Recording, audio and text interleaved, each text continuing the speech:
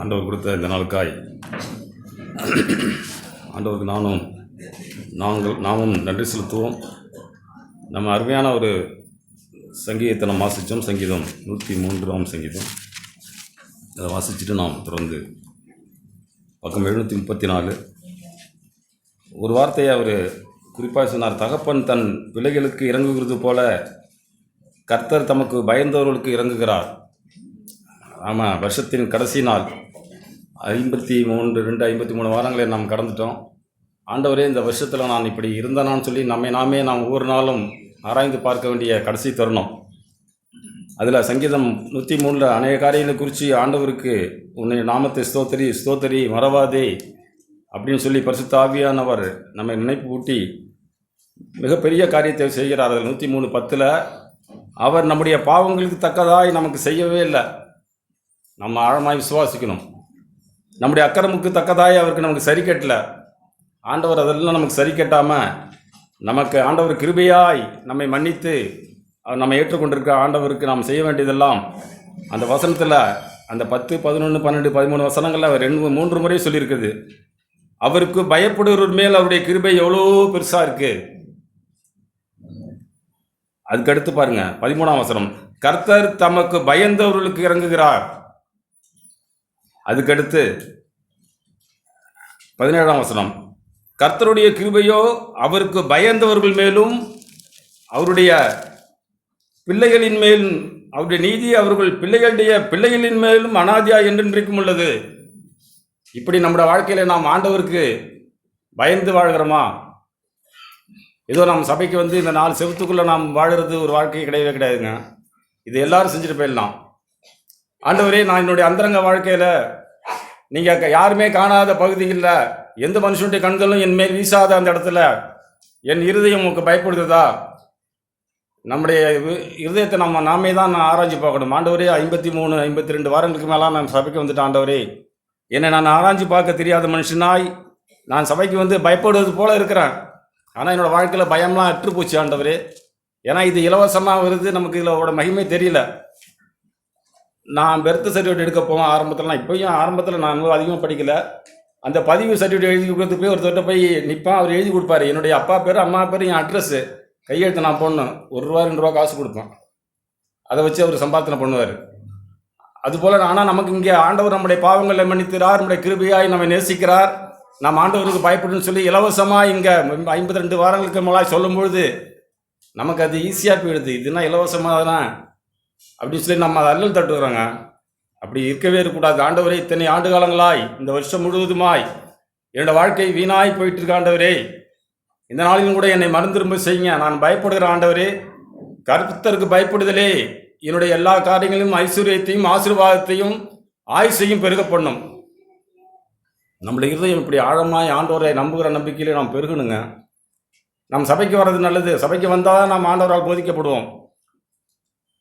ஏசாயாவின் புத்தகம் 2ஆம் அதிகாரம், அதில் எப்படி ஜனங்கள் ஆண்டவரை குறித்து எப்படி சொல்கிறாங்க பாருங்க. 2:2, கடைசி நாட்களிலே கர்த்தருடைய ஆலயமாகிய பர்வதங்களின் குடிமுடியிலே ஸ்தாபிக்கப்பட்டு மலைகளுக்கு மேலாய் உயர்த்தப்படும். எல்லா ஜாதிகளும் அதற்கு ஓடி வருவார்கள். எல்லாரும், எல்லா இனத்தாரும் ஜாதியாரும் ஆண்டவருடைய பர்வதத்துக்கு ஓடி வருவார்கள். திரளான ஜனங்கள் புறப்பட்டு வந்து நாம் கர்த்தரின் பர்வதத்துக்கும் யாக்கோபின் தேவனுடைய ஆலயத்துக்கும் போவோம் வாருங்கள். அங்கே வந்து அவங்க என்ன செய்கிறாங்க பாருங்க. அவர் தமது வழிகளை நமக்கு போதிப்பார். நாம் ஒவ்வொரு நாளும், ஆண்டவரே, இந்த பூமியிலே வாழ்கிற அந்த வாழ்க்கையிலே உம்முடைய வழிகளை எனக்கு போதிங்க ஆண்டவரே. எனக்கு அநேக வழிகள் தெரியுது. சட்டுன்னு சீக்கிரமாய் போகிற குறுக்கு வழி அநேகம் தெரியுது. குறுகலான வழி எனக்கு தெரியல ஆண்டவரே. விசாலமான வழி எனக்கு கண்களுக்கு முன்பாக எனக்கு உலகத்தார் காட்டுறாங்க, அநேகர் காட்டுறாங்க. எனக்கே தெரியுது ஈஸியாக என்ன செய்யலாம், சுருக்கமாக என்ன செய்யலாம். 52 வாரம் நான் சபைக்கு போனது என்ன, பிரதர் எழுதி அட்டண்டன்ஸாக போட்டுக்கிட்டு இருக்கிறாரு. நான் போனாலும் சரி, போகாட்டியும் சரி, நான் வந்தாலும் சரி, வராட்டியும் சரி, ஆண்டவர் தானே, நான் ஆண்டவர்கிட்ட கணக்கு கொடுத்துக்கிறேன். அடுத்தது நமக்கு மிஞ்சி போயிடும் நம்முடைய காரியங்கள். ஆண்டவரே, இத்தனை ஆண்டு காலங்களாக நான் அப்படி வாழ்ந்ததெல்லாம் அது வீணான வாழ்க்கை ஆண்டவரே. நான் பயத்தோடும் நடுக்கத்தோடும் இந்த ரட்சிப்பு நிறைவேற நான் பிரயாசப்படுறேன் ஆண்டவரே. உங்களுக்கு சபைக்கு வந்திருக்கிறேன். எனக்கு நீங்கள் போதிப்பீங்க. சபைக்கு போகும் வாருங்கள். அவர் தமது வழிகளை, வாழும் வழிகளை, ஏதோ காரைக்காலிருந்து திருநள்ளாறு போகிறதுக்கு வழி காட்டுற ஆண்டவர் இல்லைங்க. இந்த பூமியிலே சாத்தானுக்கு விரோதமாய், நமக்கு வருகிற எல்லா சூழ்நிலைக்கும் விரோதமாய் நமக்கு வழிகளை காட்டுகிற அந்த ஆண்டவர் பாதையில் நமக்கு போதிப்பார். அந்த வழியிலே நான் நடப்பேன். என்னுடைய இருதயம் அப்படித்தான் விசுவாசமா இருக்குது. ஆண்டவரே, நீங்க காட்டுகிற வழியிலே நான் நடக்கணுமே, நீங்க காட்டுகிற பாதையிலே நான் வரணுமே. அது குறுகலாக தான் இருக்கு, நமக்கு அதில் உள்ள போகவே மனசு வர மாட்டேங்குது. ஆண்டவரே, அது குறுகலான பாதையாக இருந்தாலும் பரவாயில்ல ஆண்டவரே, அது கரடு மூடாக இருந்தாலும் பரவாயில்ல ஆண்டவரே, நீங்க காட்டுகிற வழியிலே நான் நடக்க உதவி செய்யுங்க. எனக்கு அப்படி விசுவாசத்தின் ஆவியை தாரும். நம்மளத்துல அநேக காரியங்களை நம்ம வந்து போய் நமக்கு அநேக காரியங்களை வளர்ந்துருக்கிறோம். ஆனால் விசுவாசத்திலே நான் பெருகி இருக்கிறேன்னு பார்த்தா அதுக்கு நமக்கு அளவு தாங்க இருக்குது, குறையுது. வர வர விசுவாசம் குறையுது. வர வர ஞானமும் புத்தியும் சாமர்த்தியமும் சாதிக்கக்கூடிய தன்மையும் பெருகுது. ஆனால் விசுவாசம் குறையுது. நான் கடந்த நாளில் ஒரு சகோதரியை படித்து உற்சாகம் அடைஞ்சேன். கன்னிகை மரியாள், நமக்கு தெரியும். உனக்கு குழந்தை பிறக்க போகுதுன்னு சொன்னோடனே அந்த அம்மா என்ன சொன்னாங்க? எனக்கு திருமணமாகவில்லையே. லூக்கா 1ஆம் அதிகாரம்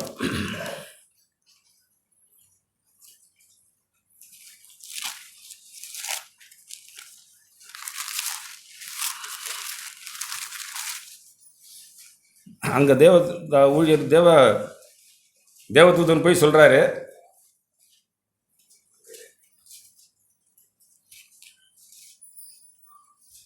31ஆம் வசனம், 22 படிக்கலாம், 27 28. அவள் வீட்டிலிருந்து தேவதூதன் பிரவேசி, கிருபை பெற்றவளே வாழ்க, கர்த்தர் உன்னோடு இருக்கிறார் அப்படின்னு சொன்னோடனே அந்த சகோதரி அந்த வாழ்த்துதல் சித்தத்தை கேட்டு சிந்தித்து கொண்டிருந்தால், தேவதூதன் அவளை நோக்கி, மரியாளே பயப்படாதே, நீ தேவனிடத்தில் கிருபை பெற்றாய். முதல் வசனத்திலே நீ கிருபை பெற்ற சகோதரியே வாழ்ங்கிறாரு. இதுலேயும் கிருபை பெற்றவளே நீ பாக்கியம் பெற்றாய், நீ தேவனிடத்திலே தயவு பெற்ற சகோதரி, உனக்கு இப்படி காரியங்கள் நடக்க போகுது அப்படின்னு சொன்னோடனே 34ஆம் வசனம், மரியாள் தேவதூதனை நோக்கி, இது எப்படியாகும், புருஷனை அறியேனே. திருமணமாகாம இப்போ குழந்தைகள் பெற்றுக்கிற காரியங்கள் உலகத்தில் நடக்குது, அதை நம்ம விட்டுறோம். நான் புருஷனை அறியாத சகோதரியாக இருக்கிறேனே, எனக்கு எப்படி குழந்தை உண்டாகும்னு சொன்னோடனே தேவதூதன் திரும்ப பேசுகிறாரு. தேவதூதன் அவளுக்கு பிரயுத்தரமாக, பரிசுத்தாவி உன்மேல் வரும், உன்னதமானவருடைய பலம் உன்மேல் நிழலிடும், ஆதலால் உன்னிடத்தில் பிறக்கும் பரிசுத்தம் உள்ளது தேவனுடைய குமாரன் என்னப்படும். அவ்வளோதான். செத்த நாள் ஒரு நிமிஷத்து செய்தி சொல்கிறாங்க அந்த தேவதூதன் அவர்கிட்ட சொல்லிட்டு ஒரு சாட்சி சொல்கிறாங்க. இதோ உன் இனத்தாலாக இருக்கிற எலிசபெத்தை தன் முதிர் வயதிலே ஒரு புத்திரனை கர்ப்பம் தரித்திருக்கிறாள், மலடி என்னப்பட்ட அவளுக்கு இது 6ஆம் மாதம் அப்படின்னு சொன்னோடனே உடனே அந்த அம்மாவோட பதில் பாருங்க, தேவனாலே கூடாத காரியம் ஒன்றுமில்லை என்றான் தேவதூதன். அதற்கு மரியாள், இதோ நான் ஆண்டவருக்கு அடிமை, உம்முடைய வார்த்தையின்படியே எனக்கு ஆக கடவுது என்றார். எப்படி உடனே சரண்டர் ஆயிட்டாங்க. ஆண்டவரே, உடைய வார்த்தையின்படியே என்னுடைய வாழ்க்கையை ஆக கடவுது. அவங்க வெக்கமோ அசிங்கமோ அவமானத்தையோ நினைக்கிறீங்க. திருமணமாகாத ஒரு சகோதரி, நம்முடைய இருதயம் இப்படி வெக்கப்படுது. இன்னைக்கு பைபிளை தூக்கிக்கிட்டு நான் சபைக்கு போகிறதுனா அதுக்கு எனக்கு இருதயத்தில் வெக்கம் உண்டாகுது. ஆண்டவரே, நான் காலையில் எழுந்திரிச்சு ஜெபிக்கணும்னா நமக்கு அசதி வருது, தூக்கம் வருது. இலவசமாய் கொடுக்குற இந்த கிருபையை நாம் போக்கடிக்க கூடாதுங்க. ஆண்டவரே, சபைக்கு வந்து உங்களுடைய வழிகளை எனக்கு நீங்கள் போதிப்பீங்க, நாங்களும் அதில் நடக்க விரும்புகிறோம். இத்தனை ஆண்டு காலங்களாக போயிட்டு போகுது. ஆண்டவரே, இந்த நாளில் கூட தான் ஆண்டவரே இன்னைக்கு நான் விசேஷமாய் அப்பம் விட்டு நான் உங்களோடு கூட ஒப்புரவாகி புது உடன்படிக்கையின் ஊழியக்காரனாய், சகோதரனாய், சகோதரியாய் உங்களோடு கூட நான் ஒன்றாக போகிற ஆண்டவரே, எனக்கு உதவி செய்யுங்க.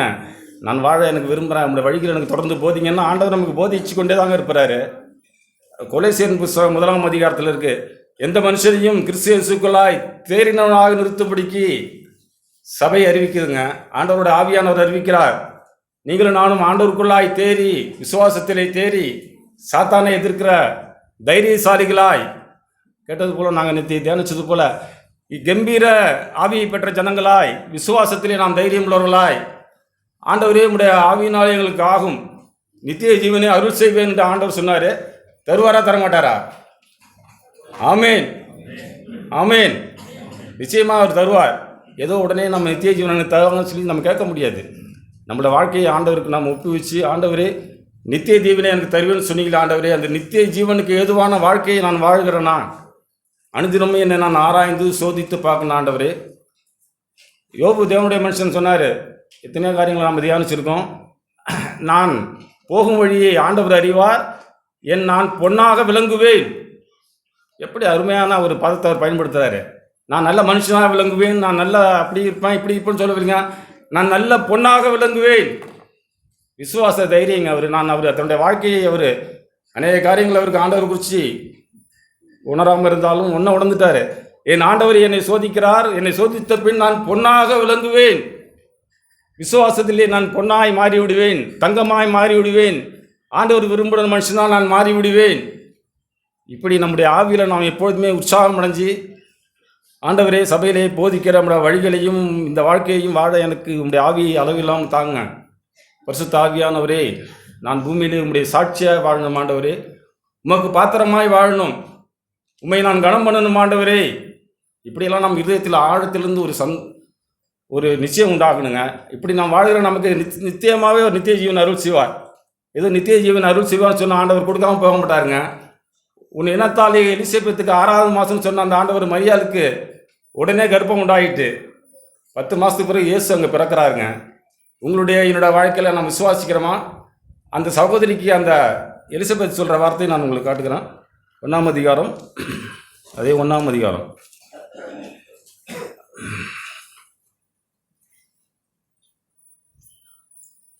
1ஆம் அதிகாரத்திலே அப்படி வருது பாருங்க. 44ஆம் வசனம் போய் வாழ்த்துறாங்க. உடனே எலிசபெத் வைத்திருந்த பிள்ளை துள்ளிட்டு 45ஆம் வசனம், விசுவாசித்தவரே பாக்கியவதி.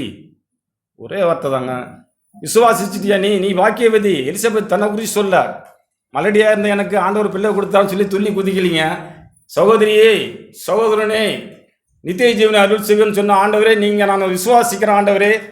நான் உங்களுடைய சாயல் கோப்பாய் பூமியில மாற என்னை நீங்கள் நடத்துறீங்க. நான் தொடர்ந்து உங்களுடைய வழிகளை விரும்பி நடக்க உதவி செய்யுங்க ஆண்டவரே. அது குறுகலாக இருக்கு ஆண்டவரே. நம்ம நினைக்கிறோம் நமக்கு ஈஸியான வழினா சந்தோஷம் இருக்கும், துள்ளி குதித்து வாழ்கிற வாழ்க்கை நமக்கு திருப்தியாக இருக்கும். நெருக்கமாய் சூழ்நிலைகள் மத்தியில் ஒடுக்கப்பட்டு நொறுக்கப்பட்டு, ஆண்டவரே நீர் எனக்காய் செய்த அந்த 53ஆம் இடத்தை நான் படிக்கலையே, என்னுடைய பாவங்களுக்காக, என்னுடைய அக்கிரமங்களுக்காக, என்னுடைய மீறுதலுக்காக, என்னுடைய காரியங்களுக்காக நீங்கள் சிலுவையிலே உங்களை ஒப்பு கொடுத்தீங்களே, உங்களை நான் நினைக்க மறுக்கிறேன் ஆண்டவரே. இந்த அழிஞ்சு போகிற புள்ளின் பூவை போல இருக்கிற அந்த வாழ்க்கையை நான் மேலாக தூக்கி பார்க்குறேன். எனக்கு அப்படி இருக்கணும், இப்படி இருக்கணும், வசதி வரணும், வாய்ப்புகள் வரணும். ஆண்டவரை தேடணும், நமக்கு இதெல்லாம் கூட கொடுப்பாருங்க. இதுக்காக நம்ம அல்லல் தட்டி அடித்து மோதிக்கிட்டுலாம் வாழவே வேண்டாம். உண்ணவும் உடுக்கவும் எனக்கு உண்டாயிருந்தால் போதுன்னு இருக்க ஆண்டவர், எனக்கு இருக்க ஆண்டவரே. அந்த நிச்சயத்துக்கு நம்ம வரமாட்டோங்கிறோம். 52 வாரங்களாய் சபை கூடி 52, 53 புதன்கிழமை, வெள்ளிக்கிழமை ஃபாஸ்டிங் ப்ரேயரு எல்லாம் நடந்துக்கிட்டு தான் இருக்குது. எல்லாம் இலவசமாக நடந்துக்கிட்டு தான் இருக்குது. எனக்கு ஆர்வம் இல்லையே. நான் ஞாயிற்றுக்கிழமை ஒரு நாள் கிறிஸ்தவன், மற்ற 6 நாள் நான் உலகத்தான். நம்மளோட வாழ்க்கை அப்படி இருக்கவே கூடாதுங்க. ஆண்டவர் இந்த உலகத்தார் அல்ல, நானும் உலகத்தான் அல்ல. என் ஆண்டவருக்காய் வாழ பிறந்த மனுஷன். என் ஆண்டவருக்காய் என்னுடைய மனைவி பிள்ளைகளை நேசித்து அவங்களை சீஷியாக்கி உம்முடைய சமூகத்தை தரிசிக்க நான் ஆயத்தப்படுத்துகிறேன் ஆண்டவரே. நான் ஆயத்தமாகி என் குடும்பத்தை ஆயத்தப்படுத்துகிறேன். இப்படியெல்லாம் நம்மளை இதயத்தில் ஒரு துள்ளல் உண்டாகணுங்க. உனக்கு என்னையா வயசாயிட்டு, உன்னுடைய காரியங்கள்லாம் செட்டில் ஆகிட்டு, அதனால் நீ துடிக்கிறீன்னு சொல்லி நினைக்காதீங்க. ஆண்டவரே, நானும் 25-30 வருஷம் முன்னாடி வாலிபனாக இந்த சபைக்கு வந்தால் தான். இன்றைக்கி எனக்கு வயசு 60 வயசாகிட்டு 30 வருஷ காலங்களாக என் ஆண்டவரை தேடுகிறேன். எனக்குமே ஆண்டவர் எத்தனையோ வழிகளில் வழியாக என்னை நொறுக்கி உடைத்து என்னை நடத்தி, அதெல்லாம் எனக்கு ஒன்றுமே துக்கமாக தெரியலைங்க. அப்போதைக்கு அது எனக்கு துன்பம் போல தெரிஞ்சாலும் பழகின எனக்கு அது மிகுந்த சந்தோஷமாக இருக்குது. ஆண்டவரே, இந்த நல்ல வாழ்க்கையை நான் கண்டுகொள்ளாமல் போயிருந்தேனா, நான் உண்மை அலட்சியப்படுத்தியிருந்தேனா, எவ்வளோ நஷ்டப்படுத்திட்டுப்பேன், எவ்வளோ நஷ்டம் அடைஞ்சிருப்பேன். ஆண்டவரே, என்னை நீங்கள் தேடி வந்தீங்களே, நான் உங்களுக்கு நன்றி சொல்கிறேன் ஆண்டவரே. என்னோடய அந்தரங்க வாழ்க்கையில் பயப்படுறேன், பயந்து வாழ்கிறேன், நீதி செய்ய விரும்புகிறேன், மனைவிக்கு துரோகம் பண்ணாமல் இருக்க விரும்புகிறேன். என்னுடைய வழிகளெல்லாம் நீர் என்னை காண்கிற தேவன் என்று என்னுடைய தலையை கவிழ்த்து வாழ உதவி செய்யுங்க. இப்படிலாம் நம்ம இதயத்தில் ஆழமான விசுவாசம் உண்டாகணுங்க.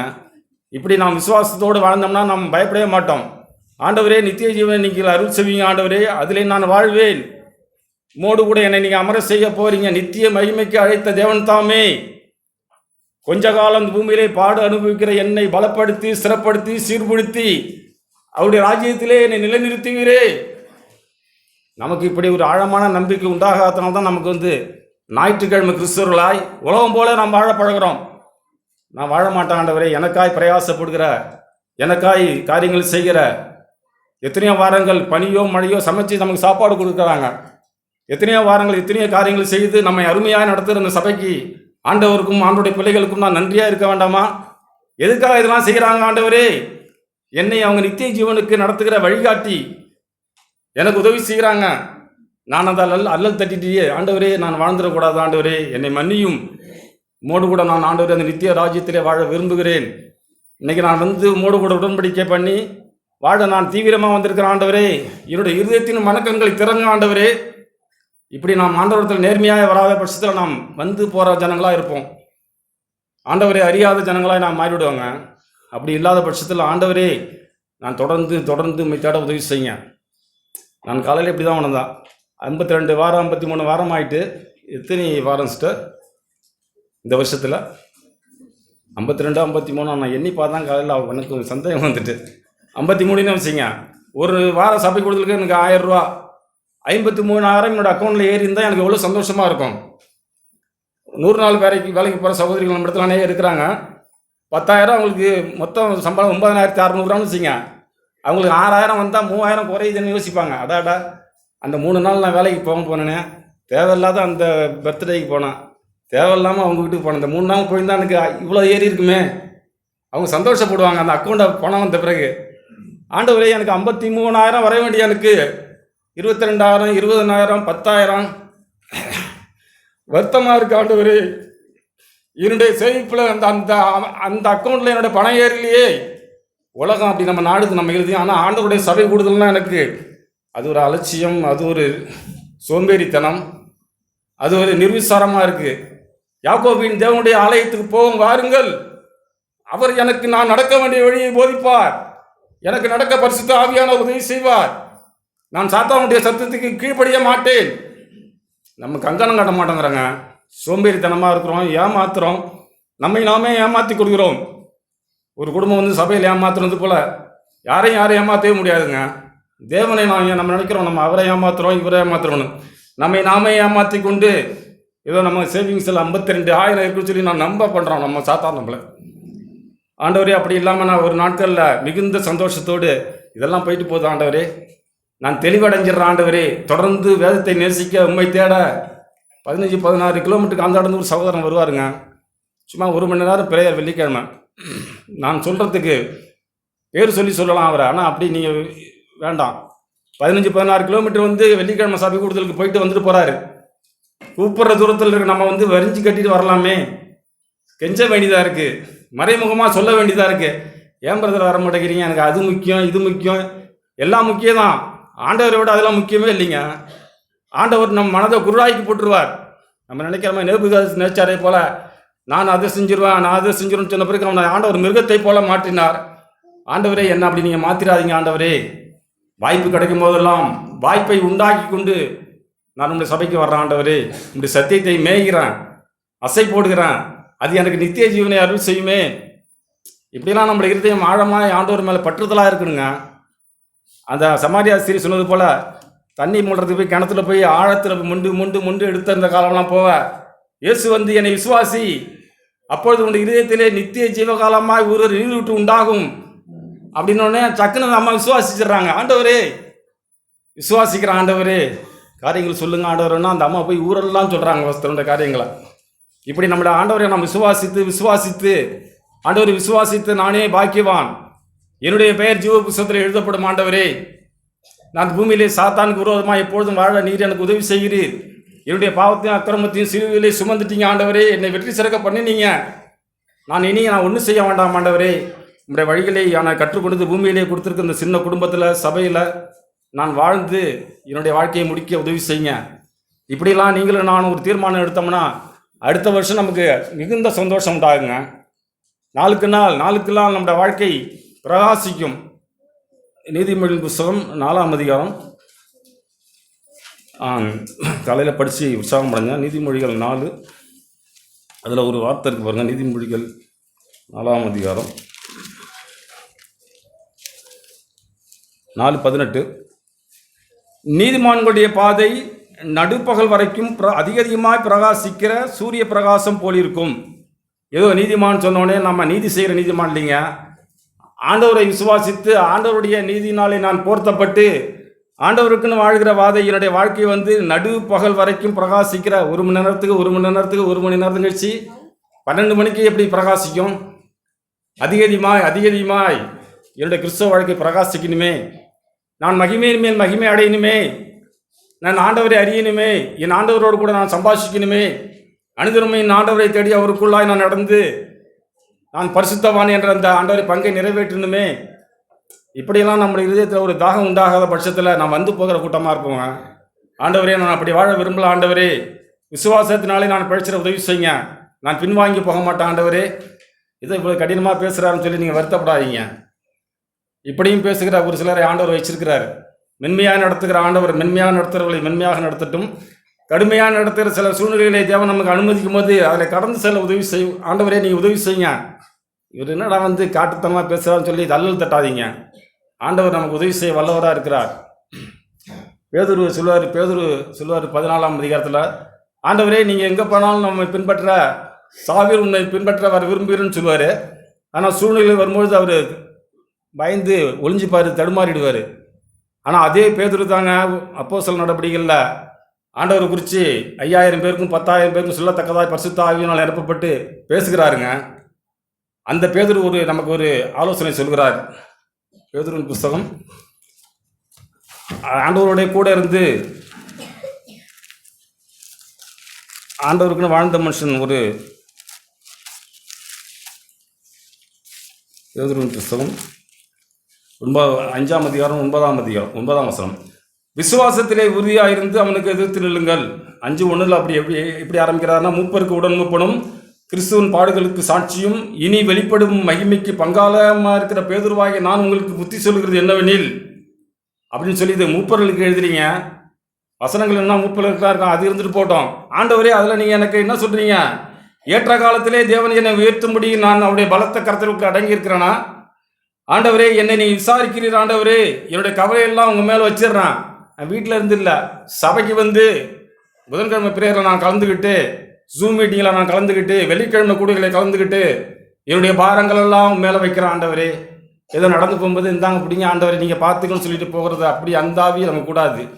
பொறுப்பாய், ஆண்டவரே, நான் உம்மிடத்தில் வேண்டிக் கொள்கிறேன். ஆண்டவரே, எனக்கு உதவி செய்யுங்க, என் பாரத்தை மேலே இறக்கி வைக்கிறேன். இப்படிலாம் நாம் சொன்னோம்னா 9ஆம் வசனத்தில், விசுவாசத்தில் நாம் உறுதியாக இருந்து சாத்தானுக்கு எதிர்த்து நிற்க தேவன் நமக்கு உதவி செய்வார். இப்படிப்பட்ட பாடுகள் நிறைவேறி வருகிறது என்று அறிந்திருக்கிறீர்களே. நம்முடைய சகோதரத்தில் நம்மை போல பாடுள்ள மனுஷர்கள் மூலமாய் தேவன் எவ்வளவோ அற்புதங்களை செய்திருக்கிறார். அந்த ஆண்டவருக்கு மகிமையாய், ஆண்டவரே, நான் வாழணுமே, உங்களுடைய நல்ல ஆவியானவர் எனக்கு தந்து என்னை தைரியப்படுத்துங்க, என்னை உற்சாகப்படுத்துங்க. நான் விசுவாசத்திலே வளர்ந்து விசுவாசத்தினாலே என்னுடைய காரியங்களை நான் நமக்கு வெளிப்படுத்த உதவி செய்யுங்க. ஆண்டவரே, நாங்கள் நேற்று தியானித்தோம் ஃபாஸ்டிங் பிரேயரில், அருமையான தவற விடாமல் கலந்து கொண்ட ஆண்டவருக்கு நன்றி. என்னை தவறாமல் அந்த கூட்டங்களுக்கு ஆண்டவர் என்னையும் சேர்த்துக்கிட்டாங்களே, நான் ஆண்டவருக்கு மிகுந்த நன்றியோடையே இருக்கிறேங்க. அநேக வார்த்தைகள் என்னை உற்சாகப்படுத்தி இருக்கிறது. விசுவாசத்தினாலே ஆண்டவருடைய நீதியை ஆபிரகாம் விளங்க செய்தார். ஆண்டவர் ஆபிரகாம் சொல்லி உனக்கு 100 வயசுக்கு குழந்தை தரும்னு சொன்னோடனே 25 வருஷ காலங்களாக இந்த மனுஷன் பொறுமையாக இருந்தாருங்க. 75 வயசில் சொன்னார். 99 வயசு இடையில அவருக்கு நிறைய தாறுமாறுகள் நடந்துட்டு, அவங்க மனைவி அவருக்கு தன்னுடைய வேலைக்காரியை மனைவியாக கொடுத்தது, அந்த காரியங்கள்லாம் ஆபிரகாமுக்கு நடந்தாலும் 99ஆவது வயசில் ஆண்டவர் அவனோட இடைப்பட்டு பேசும்போது ஆபிரகாமுங்கிறாரு, ஆண்டவரே, குழந்தை தருவீன்னு சொன்னீங்களே அனைவரேன்னு சொல்லி குழந்தையை கொடுத்தாருங்க. 100 வயசு வரைக்கும் பொறுமையாக இருந்து குழந்தையை பெற்றுக்கொண்டார். அதோடு போயிடலிங்க. சரி, 100 வயசுக்கு குழந்தை கொடுத்துட்டீங்களே அப்படின்னு சொல்லி அப்படி போகவே இல்லை. அதுக்கு பிறகு தான் அவருக்கு சோதனையே. உன் ஏக சூதனை பலியிடு அப்படின்னோடனே அவர் நேராக போய் ஆண்டவர் சொன்ன நேரத்தில் அவர் பலியிட்டாருங்க. ஏதோ நமக்கும் உங்களுக்கும் போனால் போது வந்தால் வருதுன்னு சொல்லி அப்படி முடிவே பண்ணல. ஆண்டவர் குறித்த இடத்திலே, நேரம் இல்லை உங்களுக்கு அந்த வசனங்களை எடுத்துக்க, குறித்த இடத்திலே அந்த மலையிலே ஆண்டவர் சொன்ன அந்த நேரத்திலே ஆபிரகாம் போய் பலியிட்டாருங்க. பலியிட போகும்போது சம்பவங்கள் நமக்கு தெரியும். ஈசாக்கு கேட்குறாரு, ஆண்டவர் தகப்பனே, விறகு இருக்கு, நெருப்பு இருக்கு, பலியிட ஆடு எங்கே? ஆண்டவர் பார்த்து கொள்வார்.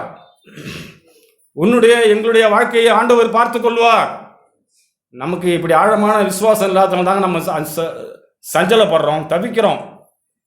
நமக்கு குடும்பம் நடத்த தெரியல, வாங்கின கடனை கொடுக்க தெரியல, ஏன் வாங்குறோங்கிறத சிந்திக்க தெரியல. ஆண்டவரே எனக்கு ஒரு வண்டி இருக்கு போதுன்னு சொல்லி முடிவு கட்ட தெரியல. 1க்கு 2 ஆக்க பார்க்குறோம், 2 4 ஆக்க பார்க்குறோம். உலகமாக இருக்கு என்னுடைய மனசும் மாம்சமும். எனக்கு வேண்டாம் ஆண்டவரே, நான் வாங்குறத நிறுத்துறேன். என் ஆண்டவருக்கு என்னை கொடுக்க நான் ஆயத்தப்படுகிறேன். வாங்குவதை பார்க்கலும் கொடுப்பதே பாக்கியம் சொல்லி வசனம் இருக்கு. நம்ம தேட மாட்டோங்கிறோம் அந்த வசனம் எங்கே இருக்குன்னு. ஆண்டவரே, அப்படி நான் தேடி கண்டுபிடிச்சி இந்த கிறிஸ்தவ வாழ்க்கை வாழ உதவி செய்யுங்க ஆண்டவரே. என்னுடைய அக்கௌண்ட்டில் 53,000 ஏறி இருக்குன்னு ஆண்டவரே. அதில் கொஞ்சம் குறைஞ்சா கூட நமக்கு மனசு கஷ்டமாக இருக்கும். நான் அனுபவிச்சிருக்கேன். எல்லா நாளும் போய் இவ்வளோ பணம் ஏறும்போது ஒரு 2 நாள் அதில் கட்டானா, ஏன் அந்த 2 நாள் கட் ஆகிட்டு அடுத்த முறை அது கட்டாகக்கூடாதுன்னு சொல்லி தொடர்ந்து அந்த சேவிங்ஸில் அந்த அமௌண்ட்டை சேர்றது போல் ஆண்டவரே, நித்தியத்திலே உம்முடைய நாமத்திற்கு மகிமையை நான் சேர்த்து கொண்டே வரணுமே. என்னுடைய பாத்திரத்தில் எண்ணெய் சேகரித்து கொண்டே இருக்கணுமே. என்னுடைய விளக்கு எரிந்து பிரகாசிக்கணுமே. நான் பூமிக்கு உப்பாயும் உலகத்துக்கு வெளிச்சமாயும் இருக்கணுமே ஆண்டவரே. எனக்காக நீங்கள் 2000 வருஷத்துக்கு முன்னாடி சிறுவையிலே வெற்றி சிறந்தீரே. ஏசாயா 53ஆம் அதிகாரம் இருதயத்தில் எழுதப்பட்டிருக்கிறது ஆண்டவரே. என்னுடைய பாவத்துக்காகவும் என்னுடைய அக்கிரமத்துக்காகவும் என்னுடைய நோய்க்காகவும் நீ சிறுவையிலே ரத்தத்தை சிந்திட்டீர் ஆண்டவரே. நான் பயப்படாமல் பூமியிலே உம்முடைய ஸ்தானாதிபதியாய் உம்முடைய சீஷனாய் தைரியம் உள்ளவனாய் வாழ உதவி செய்யுங்க. சாத்தானுக்கு விரோதமாக எப்போதும் எதிர்த்து நிற்க உதவி செய்யுங்க. தாழ்மையின் ஆவி எனக்கு தாரும் ஆண்டவரே. இதோ நான் பெருமையாக பேசவே இல்லை. என் இதயத்தை ஆராய்ந்து பார்க்குற ஆண்டவருக்கு முன்பாக நான் நேர்மையாக சொல்கிறேங்க. எல்லா சூழ்நிலையிலும் தாழ்மையாக இருக்க எனக்கு உதவி செய்யுங்க ஆண்டவரே. தாழ்மையாக நடக்க உதவி செய்யுங்க. நீங்கள் வேற என்ன இடத்துல எதிர்பார்க்குறீங்க? தாழ்மையாக நடப்பது அல்லவோ. மீகாவின் புத்தகத்தில் எழுதியிருக்கு, ஆண்டவர் இடத்தில் என்ன எதிர்பார்க்கிறார்? தாழ்மையாய், நேர்மையாய், உண்மையாய், இலவசமாய் என்னுடைய ரத்தத்திற்கு நீ மகிமை கொண்டு வர முடியுமா? ஆண்டவரே, நான் முயற்சி செய்கிறேன்னு சொல்லக்கூடாதுங்க. ஆண்டவரே, நான் செய்கிறேன் ஆண்டவரே, நான் வாழ்கிற ஆண்டவரே. கடந்த நாட்கள்லாம் என்னோடய வாழ்க்கை வீணாய் போயிட்டு ஆண்டவரே. வருகிற நாட்கள் எனக்கு 2026 அது சந்தோஷத்தின் ஆண்டாய் மாறணும், உற்சாகத்தின் ஆண்டாய் மாறணும். நான் ஆண்டவரே என்னுடைய சபைக்கும் குடும்பத்துக்கும் நான் புரோஜனம் உள்ள மனுஷனாய் மாறணும் ஆண்டவரே. ஆண்டவர் சவுலை தெரிந்து கொண்டாருங்க. சவுலை தெரிந்து கொண்டு அனனியாவை சொல்லி அவனுடைய கண்ணை திறங்கிறாரு. அனனியா போய் கண்ணை திறக்கிறாரு. ஆண்டவர் அனனியாவுக்கு என்ன சொல்லுவார் தெரியுங்களா? ஒரு வார்த்தை, 9ஆம் அதிகாரம், அப்போஸ்தலர் நடபடிகள் 9ஆம் அதிகாரம்,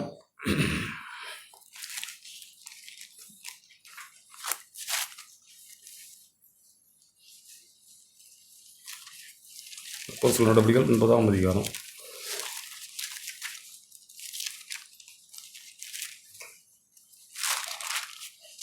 கண்ணை திறக்க சொல்ற 12ஆம் வசனம், 9:12 அனியா போய் கண்ணை சுரக்க சொல்கிறாரு. அனனியா அங்கே வர்றாரு சொல்லி சவுலுக்கு, அங்கே ஏற்கனவே பவுலாகிய சவுலுக்கு ஆண்டவர் தரிசனத்தில் சொல்லிட்டாரு. 14ஆம் வசனம், அனனியா பயப்படுறாரு. ஆண்டவரே, இங்கேயும் உம்முடைய நாமத்தை தொழுது கொள்ளுகிற யாவரையும் கட்டும்படி அவன் பிரதான ஆசாரியர்களினாலே அதிகாரம் பெற்றிருக்கிறானே. என்ன போய் நீங்கள் சவுல்கிட்ட போ சொல்கிறீங்களா ஆண்டவரே? நான் என்ன செய்கிறதுன்னு சொல்லி அனனியா கேட்குறாரு.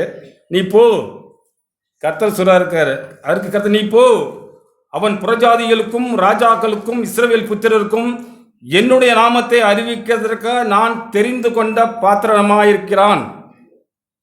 அருமையா இருக்கிறார் பரிசுத்தாவே. நான் தெரிந்து கொண்ட பாத்திரன் அவன். அங்க போறியா? நீ சேத்தூர் போறியா? தென்னங்குடி போறியா? சகோதரர் ரமேஷை பார்க்குறியா? நான் தெரிந்து கொண்ட பாத்திரம். சங்கரமந்தல் போறியா? சகோதரன் பாலுவை பார்க்குறியா? நான் தெரிந்து கொண்ட பாத்திரம். காரைக்கால் வரியா? அநேகர் பார்க்க நான் தெரிந்து கொண்ட பாத்திரம். நீ பயப்படாத, போ, அவங்கள்ட்ட போ. போறாரு. அதுக்கு பிறகு பவுலுடைய வாழ்க்கை எப்படி பாருங்க, திடன் கொண்டான். சவுல் 22ஆம் வசனம், அதுக்கு மேலே இருக்கு பாருங்க. 18 அவன் சாப்பிட்றாரு. 20 போய் தாமதமின்றி இயேசுவே தேவன் குமாரன் அறிக்கையிடுறாரு. 22 சவுல் அதிகமாய் திடன் கொண்டு பலன் கொண்டான்னு அதுக்கு மேலே இன்னொரு இடத்துல இருக்கு, திடன் கொண்டான். அதுக்கு பிறகு பார்த்தீங்கன்னா அதிக அதிகமாய் பவுல் பலப்படுவாருங்க. ஆண்டவருடைய ஆவியானவர் அவரை தொடர்ந்து நடத்துவார். தன் அந்தரங்கத்தையும் வெளியரங்கான வாழ்க்கையும் தேவனுக்கு ஒப்பு கொடுத்து, நம்ம அடிக்கிற முறை ராஜா பிரதம் சொல்லுவார், பவுளை போல அநேக காரியங்களை அவர் பவுளை போல சுட்டி காட்டுவார். அவருடைய இருதயத்தின் அந்த ஆழத்தை நம்ம அறியணுங்க. இந்த பூமியிலே ஒரு வாழ்க்கை எவ்வளோ பெரிய பணக்கார மனுஷன் பவுல். அவங்க அப்பா கப்பல் வியாபாரி, கோடான கோடிக்கு அதிபதி. எல்லாவற்றையும் வேண்டான்னு விட்டு எறிஞ்சிட்டு ஆண்டவருடைய நாமத்திற்கென்று வாழ வந்தாரே. அந்த பவுலின் அடிச்சுவடியில் நான் பின்பற்ற வேண்டாமா? இயேசு சொன்னார், என்னை பின்பற்றி வாருங்கன்னு சொன்னார். அதுக்கு அடுத்து இந்த பவுல் தாங்க சொல்கிறாரு, என்னை பின்பற்றுங்கள். எந்த மனுஷனுமே சொல்ல முடியாது. நானும் நீங்களும் அப்படிலாம் தைரியமாக நமக்கு சொல்லக்கூடாது, தப்பு. நம்ம அப்படி இல்லை. ஆனால் பவுல் தன்னோட வாழ்க்கையை நேர்மையாக வைத்துக்கொண்டு என்னை பின்பற்றுங்கள், இயேசுவை பின்பற்றுறது போல என்னை இங்கே பின்பற்றுங்கன்னு சொல்லாது. அவருக்கு விசுவாச தைரியம் எப்படி உண்டானதுன்னா, ஆண்டவரால் தெரிந்து கொள்ளப்பட்ட பாத்திரம். ஆண்டவரே, எந்த சூழ்நிலையிலும் நான் நேர்மையாக நடக்க உதவி செய்யுங்க. அந்த பவுலுடைய தேவனுடைய மனுஷனுக்கு ஒரு பாடுமே இல்லைன்னு நினைக்கக்கூடாது. சாகத்தக்கதாக அவருக்கு வியாதி வந்ததுங்க. அதையும் லெட்டரில் எழுதியிருக்காரு பரிசுத்த கொரிந்தியர் புத்தகத்தில். நான் சாக கடந்தேன், அதையும் காட்டிட்டு நான் முடிச்சிடுறேன். 2 கொரிந்தியர் புத்தகம்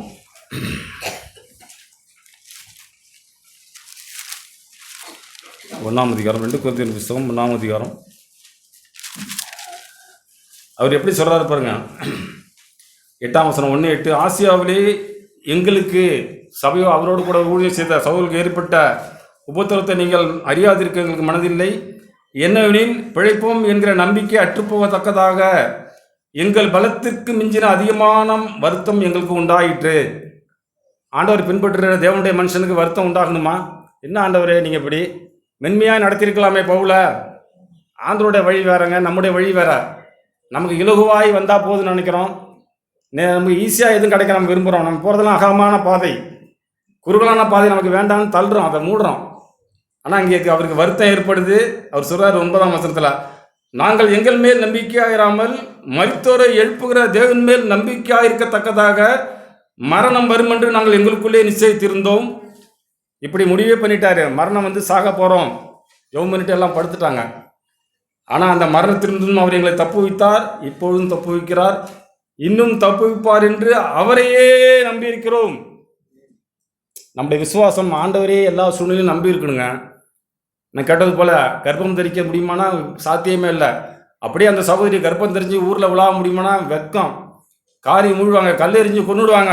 நியாயப்பிரமாணத்தின்படி எதையும் எதிர்கொள்ள தயாராய் சக்தி படைத்த அந்த சகோதரி தேவனுடைய சக்தியை பெற்றுக்கொண்ட மனுஷியாய், ஆண்டவரே உடைய வார்த்தையின்படி அடக்கம் ஆகும் ஆண்டவரே, நான் விசுவாசிக்கிறேன் அப்படின்னு சொல்லி முடிவு பண்ணிட்டாங்க ஆழமாக. நீங்களும் நானும், ஆண்டவரே நித்திய ஜீவனை எனக்கு அருள் செய்யணும்னு சொன்னீங்க ஆண்டவரே. நான் இன்னும் முடிவு செய்யாத மனுஷனாக இருக்கிறேன். என்னுடைய அக்கௌண்ட்டில் ஆயிரங்கள் ஏற மாட்டேங்குது ஆண்டவரே. தூங்கிடுறேன், சோர்ந்து போயிடுறேன். என்னுடைய விளக்கு எரிய மாட்டேங்குது ஆண்டவரே. என்னுடைய விசுவாச விளக்கு எரிய செய்ய உதவி செய்யுங்க. நாள்தோறும் என்னை எழுப்பி கற்றுக்கொள்வோம் என்பதை கேட்கும்படி என்னுடைய செவிகளை திறங்க ஆண்டவரே. நான் எதிர்க்க மாட்டேன் ஆண்டவரே. என்னுடைய வாழ்க்கையில் நான் பின்வாங்க மாட்டேன் ஆண்டவரே. உங்களுடைய ஆவியானவர் எனக்கு உதவி செய்வீரே, நன்றி. இப்படிலாம் நம்மளோட வாழ்க்கையில் ஒரு முடிவுக்கு வரணுங்க. அவருடைய கிருபையோ உமக்கு பயந்தவர்கள் மேலும் உடைய பிள்ளைகளின் பிள்ளைகள் மேலும் என்றென்றைக்கும் இருக்கும் ஆண்டவரே. என்னோடய வாழ்க்கையில் நான் பயந்துடுறேன் ஆண்டவரே. ஆண்டவராக இயேசு கிறிஸ்துவின் பயப்படாத ஒரு வாழ்க்கை வாழ்ந்தோம்னா அது நமக்கு பிரயோஜனப்படாதுங்க. ஏதோ கத்தியை காட்டி மிரட்டி பணிய வைக்கிற அந்த பயம் இல்லை. அன்பினாலே ஆண்டவரே, நீர் என்னோட வாழ்க்கையில் செய்த மிகுந்த அந்த நன்றி, மிகுந்த அந்த ஆண்டவரே தயவு, மிகுந்த அந்த என்மேல் உங்களுடைய கண்களில் கிருபை கிடைத்ததே. நாங்கள் நேற்று தியானித்தோம். ஆண்டவர் நியாயப்படின்னு கிடையாது. ஆண்டவர் உயிர் தெரிந்து சீசர்களுக்கு தான் தன்னை வெளிப்படுத்தியிருக்கலாம், வெளிப்படுத்தி இருப்பார் நம்ம நினைக்கலாம். ஆனால் நம்முடைய வழி வேற, ஆண்டவருடைய வழி வேற. ஆண்டவருக்குன்னு பிரயாசப்பட்ட சகோதரி மரியாளுக்கு தன்னை வெளிப்படுத்துகிறாருங்க. அந்த அம்மா போய் ஆண்டவரை பொழுது விடிய காலையில் போய் தேடணுமே, என் ஆண்டவருக்கு நான் சுகந்த வர்த்தன கர்த்தங்கள் அவருக்கு தடவி அவரை நான் மூடி ஆண்டவரை அடக்கம் பண்ணணுமே, 3ஆம் நாளிலே செய்ய வேண்டிய கிரியைகளை செய்யணுமே சொல்லி அந்த அம்மா ஆயத்தமாகி விடிய காலையிலே ஓடியாராங்க கல்லறைக்கு. இயேசுவங்க காணும். அந்த அம்மா போயிருக்கலாம். அதுக்கு பிறகு வந்தாலும் போயிட்டாங்க. 6 மணி 7 மணி 8 மணிக்கு வந்தாலும் போய் ரூமில் போய் பூட்டிக்கிட்டு பயந்துட்டாங்க. அந்த அம்மா இருட்டோடு எழுந்து வந்த அந்த சகோதரி மரியாள், என் ஆண்டவரை சந்திக்காம நான் போக மாட்டேன், என் ஆண்டவரை சந்திக்காம நான் போக மாட்டேன் சொல்லி தீர்மானத்தோடு அழுகுறாங்க. உட்காந்து இறக்கப்பட்டு தேவதூதன் வந்து, ஏன் மரியாள் என்னை அழுகிற அப்படின்னு கேட்குறாங்க. ஏதோ தோட்டக்காரன் நினச்சி அந்த அம்மா அந்த மரியாள் வந்து அந்த ஆள்கிட்ட பேசுகிறாரு. தோட்டக்காரன் நின்று, ஐயா நீங்கள் இயேசுவின் சரீரத்தை தூக்கிட்டு போயிட்டீங்களா, இயேசுவின் சரீரத்தை என்கிட்ட கொடுத்துருங்க, நான் இப்படி ஆயத்தமாய் வந்திருக்கேன், இதெல்லாம் பூசி என் ஆண்டவரை அடக்கம் பண்ணணும். எவ்வளோ ஒரு ஆவல், எவ்வளோ ஒரு தேடுதல்.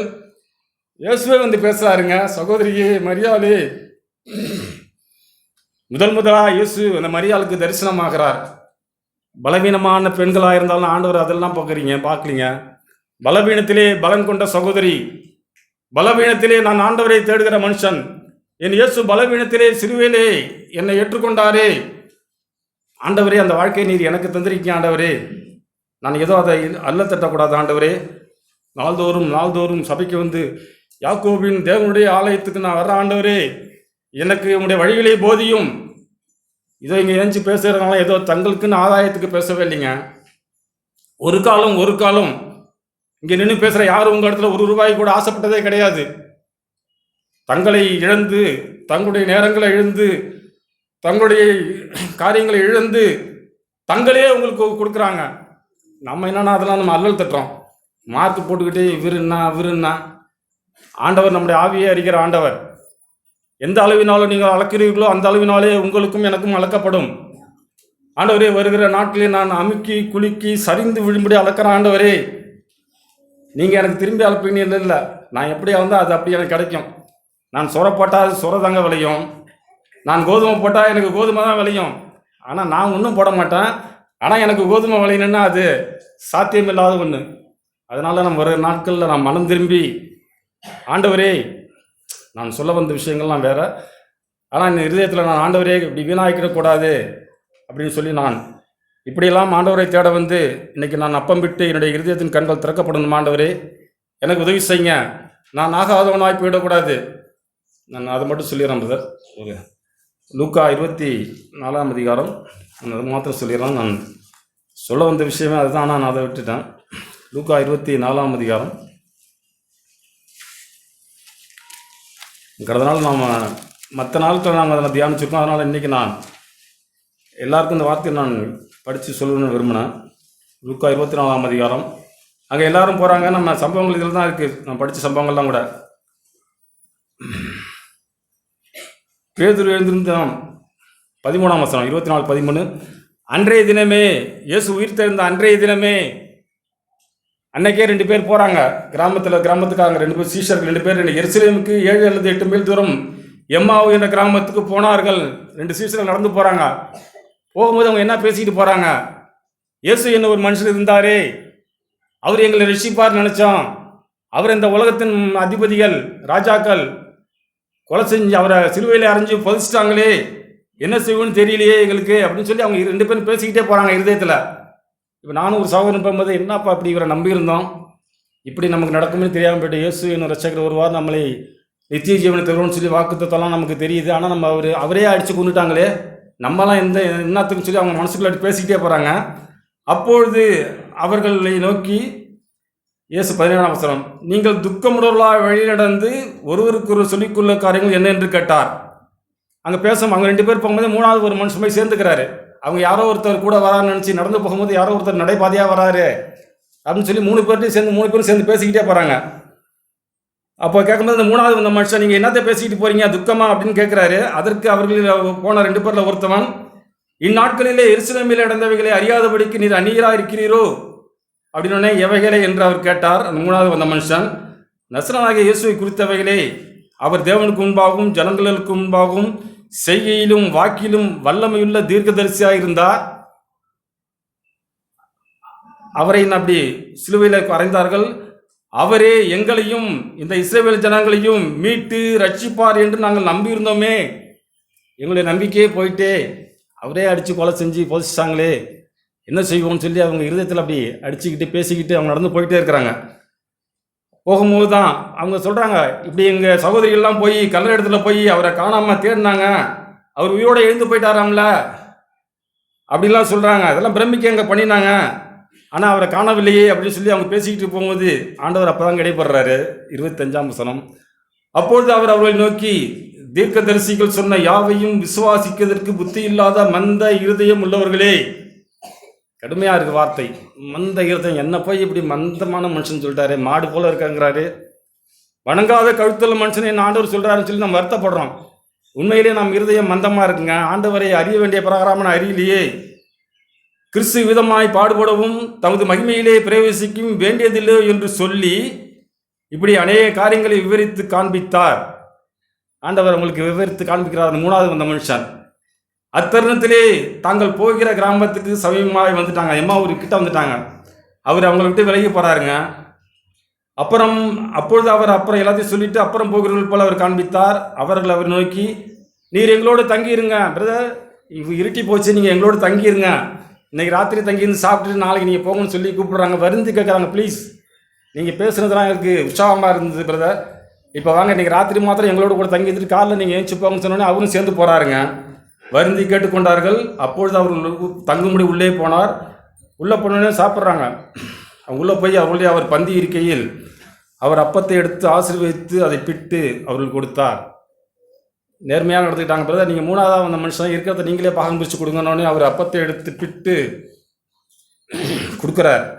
அப்பொழுது அவர்கள் கொடுத்தார். அப்போது அவருடைய கண்கள் திறக்கப்பட்டு, அப்பொழுது என்னுடைய கண்கள் திறக்கப்படணும் ஆண்டவரே, நான் அப்பம் விட்டு ஆகாதவனாய், நோய் பிடிச்சவனாய், தள்ளப்பட்டவனாய், இன்னும் கடனிலே வாழ்கிறவனாய் நான் வாழ்ந்துடக்கூடாது ஆண்டவரே, அப்பம் விற்கிறது எனக்கு ஒரு அர்த்தமாய் அமையணும் ஆண்டவரே. பவுல் சொல்றது போல நான் தைரியமாக சொல்லுங்க, நான் ஒப்பு வித்ததை கர்த்தரிடத்தில் பெற்றுக்கொண்டேன் அப்படின்னு சொல்லி அந்த பவுலின் வார்த்தைகளுக்கு என்னை ஒப்பு கொடுக்குறேன் ஆண்டவரே. என்னுடைய அப்பம் விற்கிறதுல ஒரு அர்த்தமாகணும் ஆண்டவரே, இல்லாட்டி என்னுடைய கண்கள் திறக்கப்படாது. இது என்ன முத்துப்புள்ள கடையில் வாங்குற மண்ணு தானே, மகாராஜாவில் வாங்குற மண்ணு தானே அப்படின்னு சொல்லி நம்ம ஏனோ தானே எடுத்துக்கிட்டோம்னா நம்மளுக்கு கண்கள் திறக்கப்படாதுங்க. ஆண்டவரே, என் மனதின் கண்களை திறக்க நான் அப்பம் விடுறேன் ஆண்டவரே. இயேசுவை அறிய, ஏதோ உலகத்தில் உள்ள காரியங்களை அறியலை, இயேசுவை அறிய என் கண்கள் திறக்கப்படணுமே. அவர் பந்தி இருக்கையில் அவர் அப்பத்தை எடுத்து ஆசீர்வதித்து அதை பிட்டு அவர்கள் கொடுத்தார். அப்பொழுது அவர்கள் கண்கள் திறந்தது, அவரை அறிந்தார்கள். ஆண்டவரே, நான் உங்களை அறிஞ்சிடணுமே ஆண்டவரே, அப்பம் விட்டு நான் சௌக்கியமா என் ஆண்டவரே. யாக்கோபின் தேவனுடைய ஆலயத்துக்கு போனேன், என்னுடைய காரியங்களை அவர் எனக்கு விளங்க செய்தார். நான் சுகமாய் வாழ எனக்கு அருமையான ஒரு ஆலோசனை சொல்லிவிட்டார். நான் அப்பம் விட்டு என் கண்கள் திறக்கப்பட என் ஆண்டவரை நான் அறிய போறேனே. வர வருஷத்துல என் ஆண்டவரை அதிகமாக அறிஞ்சு என் இடத்துல விசுவாசம் பெருகணுமே சொன்னாங்க. ஒரு வார்த்தை சொன்ன சகோதரியை ஏற்றுக்கொண்டு, ஆண்டவரே உமக்கு அடிமை, உங்களுடைய வார்த்தையின்படி எனக்கு ஆக கடவுள்னு சொன்ன அந்த சகோதரியை போல, ஆண்டவரே உங்களுடைய வார்த்தையின்படி என்னோட வாழ்க்கையில் ஆகும் ஆண்டவரே. நான் கடன் வாங்குறவனாய் வாழ மாட்டேன், கடன் கொடுக்கிறவனாய் வாழ்வேன். நான் பிறடத்துல கையேந்த மாட்டேன் ஆண்டவரே. என்னிடத்தில் உள்ளதை நான் பிறருக்கு கொடுக்கிற மனுஷனாய் மாறுவேன். வாங்குவதை பார்க்க நான் என்னை கொடுக்கிறேன். இப்படிலாம் நீங்களும் நானும் ஆண்டவருக்கு நம்ம ஒப்பு கொடுத்தவனால் அப்பம் விற்கிறது நமக்கு அர்த்தமாக இருக்குங்க. என் கண்கள் திறக்கப்பட்டு ஆண்டவரை அறிய எனக்கு ஆண்டவர் உதவி செய்வார். இப்படி நம்மளோட வாழ்க்கையில் நாள்தோறும் ஒவ்வொரு நாளும், ஏதோ சனிக்கிழமை வாரத்தில் இந்த ஒரு நாள் மாத்திரம் இல்லைங்க, ஆண்டவரே என்னுடைய நித்தியமான அந்த நித்தியத்தில் என்னுடைய ஆண்டவரே சேமிப்பு அதிகமாகணும் ஆண்டவரே. பரலோகத்திலே எனக்கு பொக்கிஷம் உண்டாகிக்கணும் ஆண்டவரே. அநித்தியமான இந்த உலகத்தை நான் வெறுக்க உதவி செய்யுங்க, நித்தியத்தை தேட உதவி செய்யுங்க. நான் சொன்னது போல சகல கிருபையும் பொருந்தின தேவன் தாமே கொஞ்ச காலம் பாட அனுப்பிக்கிற உங்களையும் என்னையும் சிறப்படுத்தி சீர்படுத்தி நிலைநிறுத்துவார். அந்த ஆண்டவருக்கே மகிமை உண்டாவதாக. ஆமென். கேட்ட எல்லா வார்த்தைக்காக ஆண்டவருக்கு நான் நன்றி சொல்கிறேன். கடைசியாக கேட்ட வார்த்தை, எம்மாவூர் சீஷர்களுக்கு கண்ணு எப்போ திறக்கப்பட்டுச்சு? இயேசு கூட தான் இருக்கிறாங்க, ஆனால் இயேசுன்னு அறியாமல் இருக்கிறாங்க. ஆண்டவர் எடுத்து அப்பத்தை கொடுக்கும்பொழுது தான் ஒரு மனுஷனுக்கு கண் திறக்கப்படுது. தேவன் என்னை ஆசீர்வதித்தால் ஒழிய, ஆண்டவர் என் இருதயத்திலே ஒன்று செஞ்சால் ஒழிய தேவனை நாம் அறிய முடியாது. செஞ்சால் மாத்திரம்தான், அதற்கு நம்ம ஒப்பு கொடுத்தா மாத்திரம்தான். அநேக வார்த்தைகளை கேட்டோம். அந்த ஒரு சில வார்த்தைகளை நான் காட்டுறேன். விசுவாசத்தில் வளரணும்னு ஃபஸ்ட்டு கேட்டோம். விசுவாசத்தில் வளரணும் அப்படின்னு சொன்னால், இந்த மண்ணை பார்க்குறவங்களுக்கு அது நடக்காது. வானத்தை பார்க்குறவங்களுக்கு தான் நடக்கும். கிறிஸ்துவனுடைய சாயலை பார்க்குறவங்களும் அந்த உன்னதத்தில் உள்ள ஆசீர்வாதங்களை ஆவலாய் தேடுகிறவர்களுக்கு மாத்திரம்தான் விசுவாசம் பெருகிக்கிட்டே இருக்கும். விசுவாசத்தின் தந்தையாக இருக்கிற ஆபிரகாமை நம்ம எப்போதும் அப்படி தியானிக்கிறோம், யோசிக்கிறோம். நேற்று கூட கேட்டோம், சாத்தியமில்லாது இருக்கும் பொழுது ஒரு காரியத்தை நடக்குது அப்படின்னா அது தேவனால் மாத்திரம்தான் முடியும். மரியாதை குறித்து கேட்டோம். வாய்ப்பே இல்லை, ஆனால் ஒரு காரியம் நடக்குது அப்படின்னா கிறிஸ்து நாமம் மகிமைப்படும்படிக்கு எனக்குள்ளே ஒன்று நடக்குதுன்னு நாம் அறிஞ்சிக்கணும். அப்படி நம்ம கண்கள் திறக்கப்படணும் அப்படின்னா கிறிஸ்துவே நமக்குள்ள ஒன்று வந்து செய்யாத பொழுது யார் போனாலும், இயேசுவே நடந்து போனாலும் நமக்கு தெரியாது. அப்படி ஒரு வெளிப்பாடு நம்ம அடையணும் அப்படின்னா ஆண்டவர் தொடர்ந்து நம்மோடு கூட பேச தான் விரும்புகிறார், ஒரு வெளிப்பாடோடு. பிரதர் ஒரு ஆர்டிக்கல் ஒரு செய்தி ஒன்று போட்டிருந்தாங்க குரூப்பில். இந்த கிறிஸ்மஸ் காலங்களாக இருக்கிறதுனால எல்லா இடத்துலையும் நம்ம பார்க்குறது தான், இயேசு பிறந்திருக்கிறாருன்னு நற்செய்தி சொல்ல ஆவலாய் கிறிஸ்தவர்கள் எல்லாம் செய்கிறாங்க. சந்தோஷம், அதுதான் நமக்கு நற்செய்தி. ஆனால் கிறிஸ்து விரும்புகிற ஒரு நற்செய்தி என்ன அப்படின்னா, இப்படி சபையாய் கூடி அவரை தொழுது கொள்கிற வருகிற நாம் மக்களுக்கு நாம் ஒரு நற்செய்தியாக இருக்கிறோமா? அதை தேவன் விரும்புகிறார். அந்த வெளிப்பாடு அடையும்படிக்கு, அவரை பார்த்து ஒரு வெளிப்பாடு அடைந்து அவருக்கு சாட்சியாக இருக்கும்படிக்கு. எனக்குள்ளே ஒரு நற்செய்தி இருக்குது அப்படின்னு சொன்னாக்கா கிறிஸ்து எனக்குள்ளே பிறந்திருக்கிறார் அப்படிங்கிறத நற்செய்தி. ஆனால் கிறிஸ்துவை நான் காட்டும்படிக்கு மரியாளுக்குள்ளே ஒரு செய்தி பிறந்து இயேசுவை பிறக்க காட்டும்பொழுது அது எல்லாருக்கும் தெரியுது. அது என்னை குறித்து எல்லாருக்கும் அறிவிக்கிற ஒரு நற்செய்தி. வருத்தமான செய்தி என்னன்னா, கிறிஸ்தவர்கள் மத்தியில் அது ரொம்ப கம்மியாக இருக்குது. எனக்குள்ளே நான் பார்க்குறேன், கிறிஸ்து விரும்புறது போல இல்லை. அதில் ஆசை இருக்குது, காரியங்கள் இருக்குது. கடவுளே ஒரு சில காரியத்தை நிறைவேற்றுவாங்க. ஜனங்களுக்கு ஒரு நற்செய்தி அப்படின்னா நான் தான் ஒரு நற்செய்தி. அப்படி தேவன் அப்படி நம்மை நடத்த விரும்புகிறார். அப்படி யார் அது உண்மையிலே அதை நடத்தி காட்டுவா அப்படின்னா, ஒரு கிறிஸ்துவை குறித்து ஒரு வெளிப்பாடு அடையாத ஒரு மனுஷன் செய்ய முடியாது. கிறிஸ்துவை குறித்து ஒரு வெளிப்பாடு அடைந்த ஒரு மனுஷன் தான் அப்படி பண்ண முடியும். மரியாதை ஆண்டவர் வந்து சந்திக்கும் போது, ஏதோ மரியாதை இந்த ஊரில் ஒரு ஆளை ஒன்று தெரிஞ்சுக்கிட்டேன், நான் எல்லாரும் சுற்றி வந்தேன், நீ தான் கண்ணில் தென்பட்டேன் அப்படிலாம் இல்லை. கிருபை பெற்றவளே நீ வாழ்க, கர்த்தர் உன்னோடு கூட இருக்கிறார். நம்மளையும் ஆண்டவர் பார்த்து செலக்ட் பண்ணி ஆண்டவர் எடுக்கும்போது, கிருபை பெற்றவனே நீ வாழ்க. எவ்வளோ பேர் இருக்காங்க, ஆனாலும் ஆண்டவர் என்னை ஏன் தெரிஞ்சுக்கிட்டாங்க அப்படின்னா அதுக்கு நான் தகுதியா அப்படின்னா இல்லை. தேவனுடைய கண்களிலே கிருபை பெற்ற ஒரு கூட்டம், அது தேவனையை அண்டிக் கொண்டு அவருக்கென்று காத்திருக்கிற ஒரு கூட்டம். நேற்று கேட்டோம், வரப்போகிறதை எதிர்பார்க்கிற ஒரு கூட்டம். அது இம்மைக்குரியதல்ல, அது வானத்துக்கு தன் கண்களை ஏறெடுத்து ஒரு வாழ்க்கை வாழக்கூடிய ஒரு கூட்டம். அது இங்கே இருக்கோ இல்லையோ அதை குறித்து அதுக்கு ஒரு கவலை இருக்காது. அது வரப்போகிற காரியத்தை குறித்து நாடி தேடி பரத்திலிருந்து ஒரு தேவன் எனக்கு உண்டு என்று தேடுகிற ஒரு கூட்டம். அப்படிதான் ஆண்டவர் அப்படி நம்மை பார்க்க விரும்புகிறார். சபை கொடுத்தல் எவ்வளோ வேல்யூ கேட்டோம். 100 நாள் வேலைக்கு காசு குறைஞ்சதுன்னா கொஞ்சம் கஷ்டமாக தான் இருக்குது. என் வாழ்க்கையில் முன்னாடி நடந்த சம்பவம். நான் ஓஎன்ஜிசியில் ஒரு வேலை பார்த்தேன், கான்ட்ராக்டில். ஞாயிற்றுக்கிழமை ஆப்சண்ட்டு. ஞாயிற்றுக்கிழமை தான் ஒர்க்கு பிஸி, ஆனால் நான் போக மாட்டேன், சபைக்கு வந்துடுவேன். சம்பளம் கொடுத்தாங்க, ரொம்ப சொற்ப சம்பளம் தான். எல்லாருக்கும் கவரில் வச்சு கொடுத்தாங்க. என்னோட 3 பேர் வேலை பார்த்தாங்க, என்ன மாரி வேலை பார்த்தவங்க. அவங்க எல்லாரும் காட்டிலும் எனக்கு சம்பளம் அதிகமாக இருக்குது. ஒருவேளை தெரியாமல் வச்சுட்டாங்களோன்னு சொல்லிட்டு அந்த கான்ட்ராக்டுக்காரங்கள்ட்ட நான் போய் கேட்டேன். ஏன்னா ஞாயிற்றுக்கிழமெல்லாம் லீவு தாங்க, எனக்கு அட்டண்டன்ஸில் எனக்கு தெரியும், நீங்கள் அந்த சூப்பர்வைசரை கேட்டால் தெரியும், ஆனாலும் எனக்கு காசு அதிகமாக இருக்குது. நாங்கள் 3 பேரும் எடுத்து பார்த்தோம், உனக்கு மட்டும் அதிகமாக இருக்குன்னு எல்லாருமே கேட்டாங்க. நாங்கள் ஆப்சண்ட் ஆகலை, எனக்கு மட்டும் ஏன் அப்படி இருக்குன்னு கேட்டாங்க அப்படின்னு. அவர் என்னை கூப்பிட்டு சொன்னார், நீங்கள் வேலை நல்லா செஞ்சீங்கன்னு நான் பார்த்தேன், அதனால் நான் தான் அவங்களுக்கு காசு எக்ஸ்ட்ரா வச்சு கொடுத்தேன் அப்படின்னு சொன்னார். சொல்லிவிட்டு நீங்கள் இன்னுமே இந்த பைப்லாம் தூக்க வேண்டாம், அந்த ஒரு ஓஎன்ஜிசியில் கெயில் டிபார்ட்மெண்ட்டு அந்த இது தூக்கிட்டு போய் ஒரு இடத்துல ஆர்டரை வைக்கணும், நீங்கள் தூக்க வேண்டாம், நீங்கள் வந்து வெல்டருக்கு ஹெல்ப்பராக இருங்க அப்படின்னு சொல்லிட்டு ப்ரொமோஷன். சும்மா கொஞ்ச நாள் தான் வேலை பார்த்தேன். அப்போது தேவனை தேடுகிறவர்களுக்கு கடவுளை கொடுக்குற ஒரு சில காரியங்கள், நான் சொல்கிறது சும்மா சொற்பம், பணத்தை குறித்து சொல்கிறேன். ஆனால் ஆண்டவரை தேடுகிறவருக்கு ஆண்டவர் வெளிப்பாடு கொடுப்பாரு, அது வந்து வேல்யூ இல்லாதது, அது மதிப்பு இல்லாதது, அது யாரும் கொடுக்க முடியாது. அது மாத்திரம் நம்முடைய இருதயத்தில் வந்துட்டுனா அதுக்கு வர்ற ஆவலும் சந்தோஷமும் அதிகமாக இருக்கும். அப்படி ஒரு நற்செய்தி சொல்ல நாம் நற்செய்தி மக்களாய் அப்படி இருக்கிறோமா? அதை தான் தேவன் விரும்புகிறார். ஆண்டவர் மாதிரி அது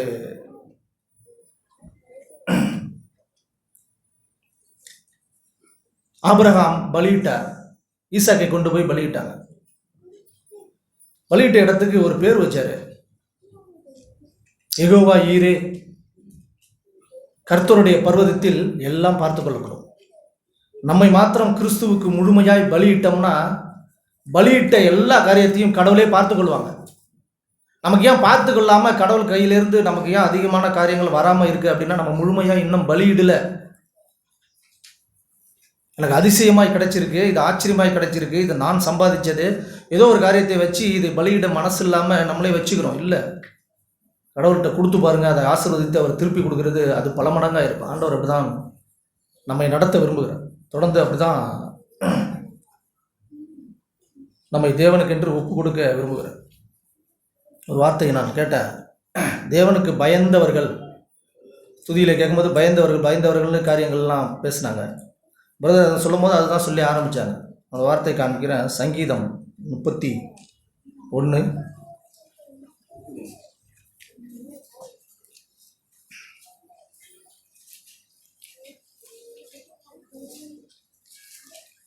சங்கீதம் 31 19ஆம் வசனத்தில், உமக்கு பயந்தவர்களுக்கும்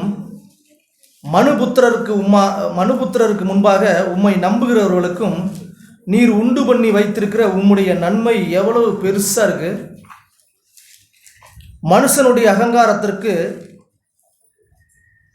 அவர்களை உமது சமூகத்தின் மறைவிலே மறைத்து நாவுகளின் சண்டைக்கு அவர்களை விலக்கி உமது கூடாரத்தில் ஒளித்து வைத்து காப்பாற்றுகிறீர்.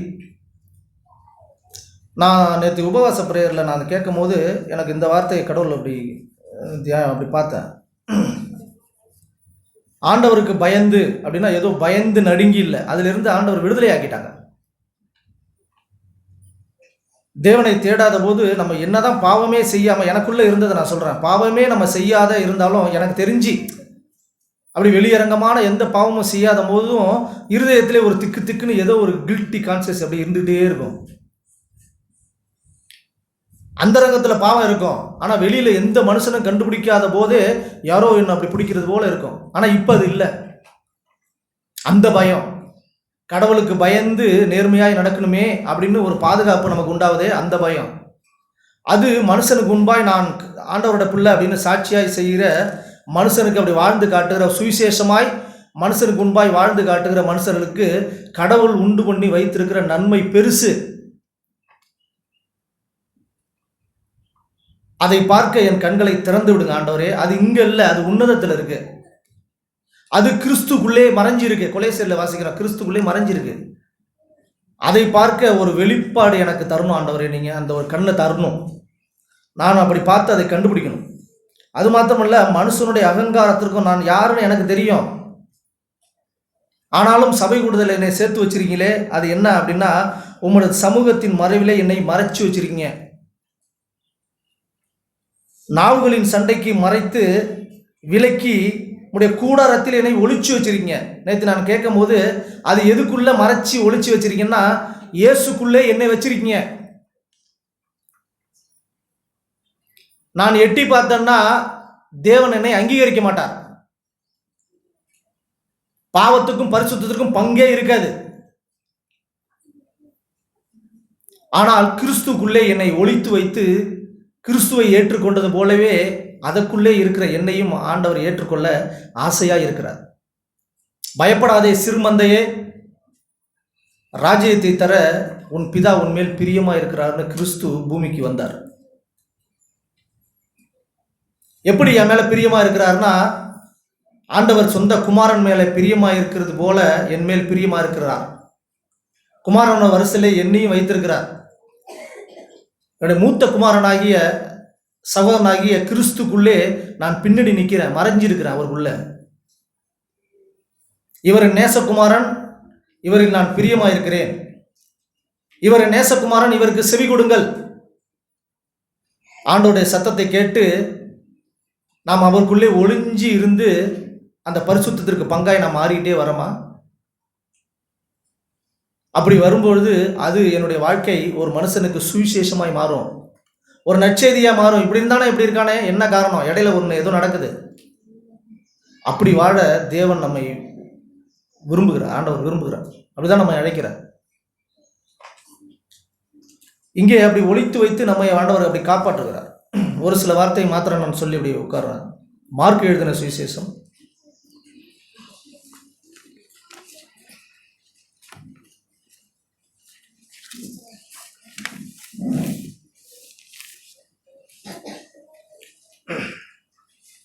14ஆம் அதிகாரம்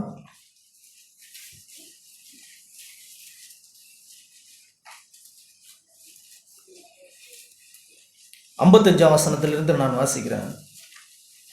மார்க் 14:55.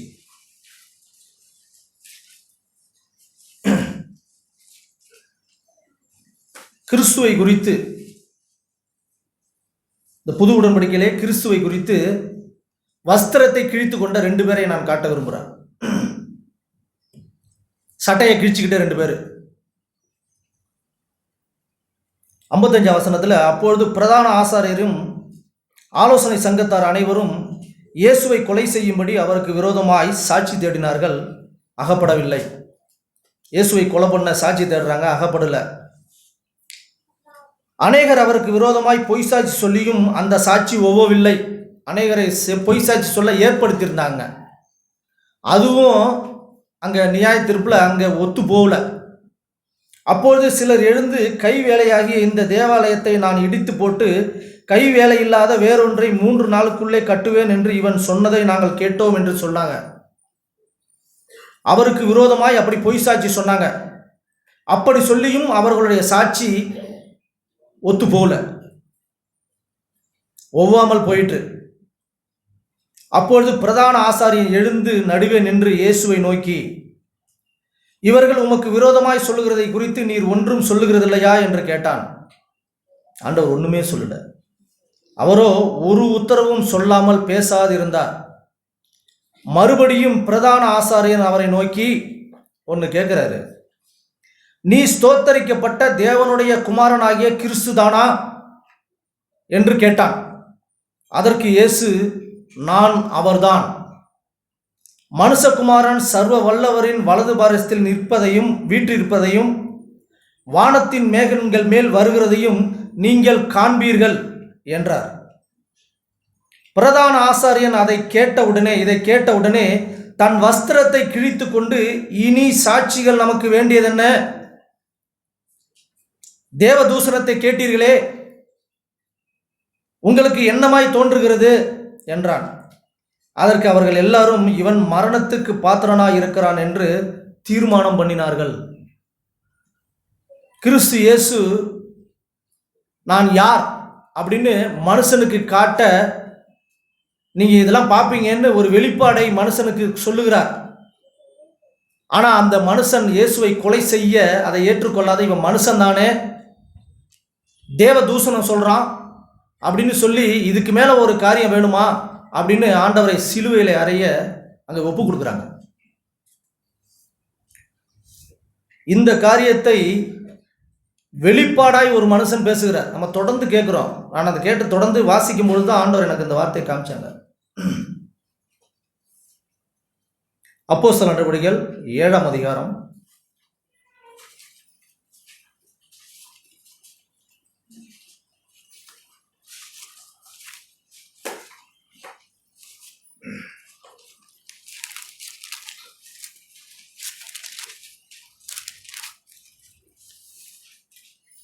7 குறித்து நாம் தொடர்ந்து கேட்டுட்டே இருக்கிறோம். 7ஆம் அதிகாரத்தில் 55ஆம் வசனத்தில், அவன் பரிசுத்த ஆவியினால் நிறைந்தவனாய் வானத்தை அண்ணாந்து பார்த்து, யாருக்கு ஒரு வெளிப்பாடு கிடைக்கும் அப்படின்னா, பரிசுத்த ஆவியினால் நிறைந்து வானத்தை பார்க்கிறவர்களுக்கு தான், அதாவது பரத்தை நோக்கி பார்க்கிறவர்களுக்கு தான், கிறிஸ்துவை பார்க்கிறவர்களுக்கு தான் ஒரு வெளிப்பாடு கிடைக்கும். அவர் என்னத்தை வானத்தை பார்த்து என்ன கண்டார் அப்படின்னா, தேவனுடைய மகிமையையும் தேவனுடைய வலது பாரசத்தில் இயேசுவானவர் நிற்கிறதையும் கண்டு, அதோ வானங்கள் திறந்திருக்கிறதையும் மனுஷகுமாரன் தேவனுடைய வலது பாரத்தில் நிற்கிறதையும் காண்கிறேன் என்றார். அப்பொழுது அவர்கள் உரத்த சத்தமாய் கூக்குரலிட்டு தங்கள் காதுகளை அடைத்துக்கொண்டு ஒருமனப்பட்டு அவன் மேல் பாய்ந்து அவனை நகரத்திற்கு புறம்பே தள்ளி அவனை கல்லெறிந்தார்கள். சாட்சிக்காரர் தங்கள் வஸ்திரங்களை கழற்றி சவுல் எனப்பட்ட ஒரு வாலிபனுடைய பாதத்தருகே வைத்தார்கள். அப்பொழுது கர்த்தராகிய இயேசுவே, என் ஆவியை ஏற்றுக்கொள்ளும் என்று ஸ்தேவான் தொழுது கொள்கையில் அவனை கல்லெறிந்தார்கள். அவனோ முழங்கால் படியிட்டு, ஆண்டவரே, இவர்கள் மேல் இந்த பாவத்தை சுமத்தாதிரும் என்று மிகுந்த சத்தமிட்டு சொன்னான். இப்படி சொல்லி நித்திரை அடைந்தான். ஒரு வெளிப்பாடு ஒரு மனுஷனுக்கு எப்போ பெறுறான் அப்படின்னா, அவன் வானத்தை பார்த்து பரிசுத்த ஆவியினால் நிறைக்கும் பொழுது இயேசுவை குறித்து அவன் கேள்விப்படுகிறான், அவன் உணர்கிறான், அவன் பார்க்கிறான். இங்கே பிரதான ஆசாரியர்கள் இயேசுவை குறித்து தெரியல, குற்றம் சாட்டும்படி அவர் சொன்னதை இவங்க காதிலே வாங்கல. இவன் மனுஷன் தானே, என்ன சொன்னான் தெரியுமா? தேவ தூஷணம் சொன்னான்னு சொல்றாங்க. ஆனால் இயேசு என்ன சொன்னாரோ அதை அப்படியே ஒரு மனுஷன் பூமியிலே உயிரோடு இருக்கும்போது வானத்தை நோக்கி பார்க்கும்போது அவன் அப்படியே காண்கிறான். அப்படி ஒரு வெளிப்பாடு நாம் பெறணும். அப்படி வெளிப்பாடு பெற்று வாழ்ந்தால் மாத்திரம்தான் அவர் சொன்னது போல, ஆண்டவரே என்னை ஏற்றுக்கொள்ளும். இவங்க செய்கிறது என்னன்னு தெரியாம செய்யறாங்க, இந்த பாவத்தை அவங்க மேல சுமத்தாதீங்க அப்படின்னு முழங்கால் படியிட்டு சாவ போற நேரத்திலையும் சத்தமாய் சொல்லி தன்னுடைய காரியத்தை தேவனிடத்தில் ஒப்பு கொடுத்தார். இப்படி ஒரு வெளிப்பாடை நாம் அடையணும்னு ஆண்டவர் விரும்புகிறார். ஒரு தேவனை, ஒரு தெய்வத்தை மனுஷன் என்று கிளைம் பண்ணுகிற ஒரு கூட்டம் சட்டையை கிழிச்சுக்குது. ஆனால் ஒரு மனுஷனை தெய்வம் என்று கிளைம் பண்ற ஒரு கூட்டத்தில் ஒரு மனுஷன் சட்டையை கிழித்துக் கொள்கிறான், காட்டுறான். அப்போஸ்தலர் 14ஆம் அதிகாரம் நம்ம கெட்டது தான். இங்கே மார்க் 14ஆம் அதிகாரத்தில் என்ன சொல்றாங்க அப்படின்னா, இயேசுவை குறித்து இவர் தேவ தூஷணம் சொன்னார் அப்படின்னு சொல்றாங்க. மனுஷன் தேவன்னு சொல்றான் அப்படின்னு. அதே அப்போஸ்தலர் 14ஆம் அதிகாரத்தில் மனுஷனை தேவன் என்று சொல்ல வர்றாங்க. அப்போ அந்த மனுஷன் என்ன சொல்றான் அப்படின்னு பார்த்தோம்னா, 8ஆம் வசனத்தில், லிஸ்திரியாவில் ஒருவன் தாயின் கர்ப்பத்திலே பிறந்த முதல் சப்பானியாக இருந்து ஒருபோதும் நடவாமல் கால் வழங்க விடாமல் இருந்தான். அதெல்லாம் தெரியும் நமக்கு. பவுல் பேசுகிறதை கேட்டுக்கொண்டிருந்தான். பவுல் அவனை உற்று பார்த்து, ரட்சிப்பு கேட்ட விசுவாசம் அவனுக்கு உண்டு என்று கண்டு, நீ எழுந்து காலொன்றி நிமிர்ந்து நில் உரத்த சத்தத்தோடே சொன்னான். உடனே அவன் குதித்தெழுந்து நடந்தான். சம்பவம் ஒரு அற்புதம் நடக்குதுங்க. பவுல் செய்ததை ஜனங்கள் கண்டு, தேவர்கள் மனுஷ ரூபம் எடுத்து நம்மிடத்தில் இறங்கி வந்திருக்கிறார்கள் என்று லிக்குனோவிலே பாஷையிலே சத்தமிட்டு சொல்லி பர்னபாவை யூபிதர் என்றும் பவுல் பிரசங்கத்தை நடத்தினவனால் அவனை மெர்க்குரி என்றும் சொன்னார்கள். அல்லாமலும் பட்டணத்துக்கு முன்னே இருந்த யூபித்தருடைய கோயில் பூசாரி எருதுகளையும் பூமாலைகளையும் வாசல் அண்டையிலே கொண்டு வந்து ஜனங்களோட கூட அவர்களுக்கு பலியிட மனதாயிருந்தான். ஒரு சம்பவம் நடக்குது, ஒரு அற்புதம் நடக்குது. அந்த அற்புதத்தை பார்த்தவங்க என்ன பண்ணிட்டாங்க, ஜனங்கள் என்ன பண்ணிட்டாங்கன்னா, பவுலையும் அங்கே பர்னபாவையும் பார்த்து தெய்வமாய் கொண்டாட விரும்பிட்டாங்க. இவங்க யூபிதர், இவங்க மெர்க்குரி அப்படின்னு சொல்லி அவர்களுக்கு பலியிடவும் அவர்களுக்கு மாலையை போட வந்துட்டாங்க ஒரு கூட்டம். 14ஆம் வசனத்தில், அப்போஸ்தலராகிய பர்னபாவும் பவுலும் அதை கேட்டபொழுது தங்கள் வஸ்திரங்களை கிழித்து கொண்டு கூட்டத்துக்குள்ளே ஓடி உரத்த சத்தமாய் ஒரு நற்செய்தி சொல்றாங்க. மனுஷனே, ஏன் இப்படி செய்கிறீர்கள்? நாங்களும் உங்கள் போல் பாடுள்ள மனுஷன்தானே.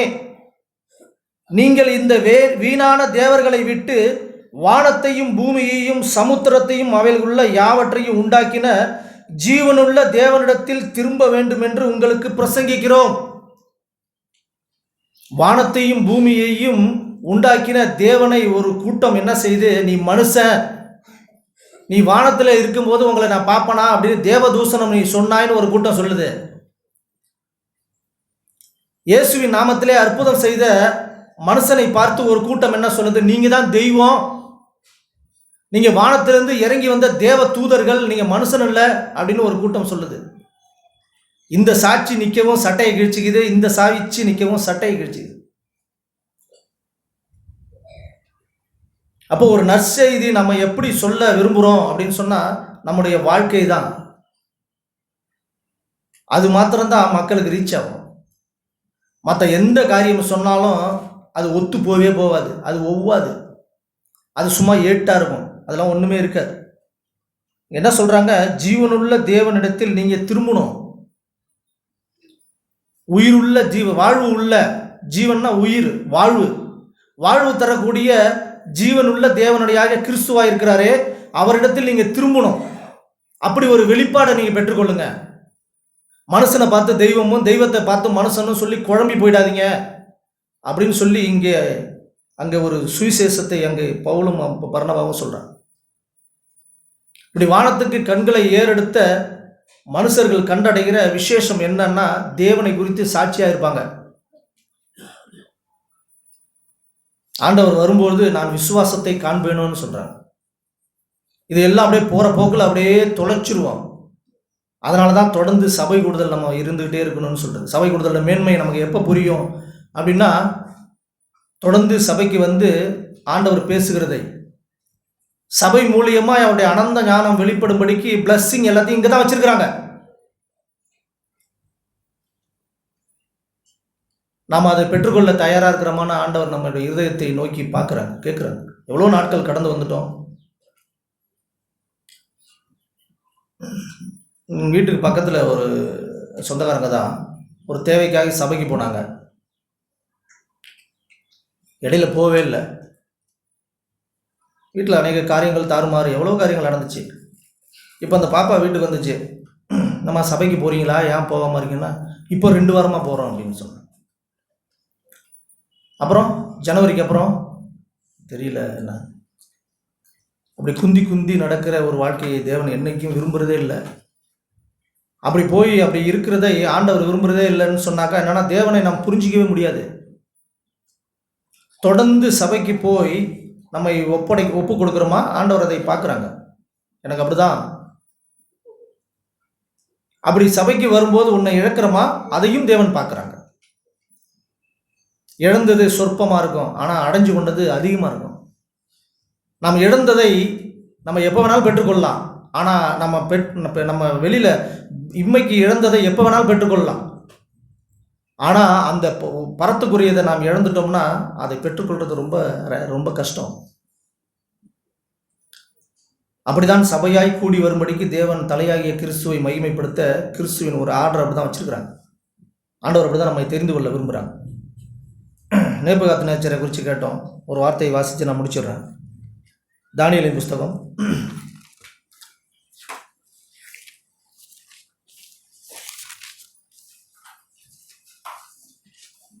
1 சங்கீதத்திலையும் கேட்டோம்.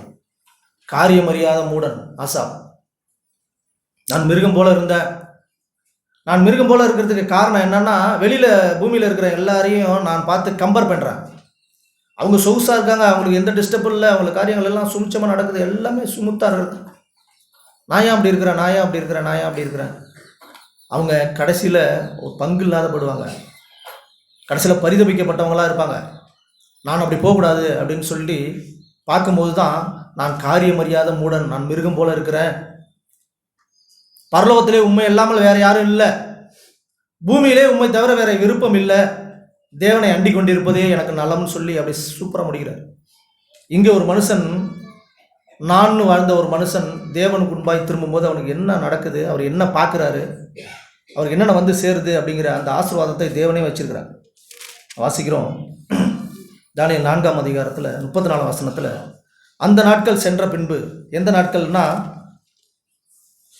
30ஆம் வசனத்தில், இது என் வல்லமையின் பராக்கிரமத்தினால் என் மகிமை பிரஸ்தாபத்திற்கென்று என்று ராஜ்யத்திற்கு அரண்மனையாய் நான் கட்டின மகா பாபிலோன் அல்லவா, நான் செஞ்சது. அப்படி ஒரு தொங்கும் தோட்டம், அதிசயம்.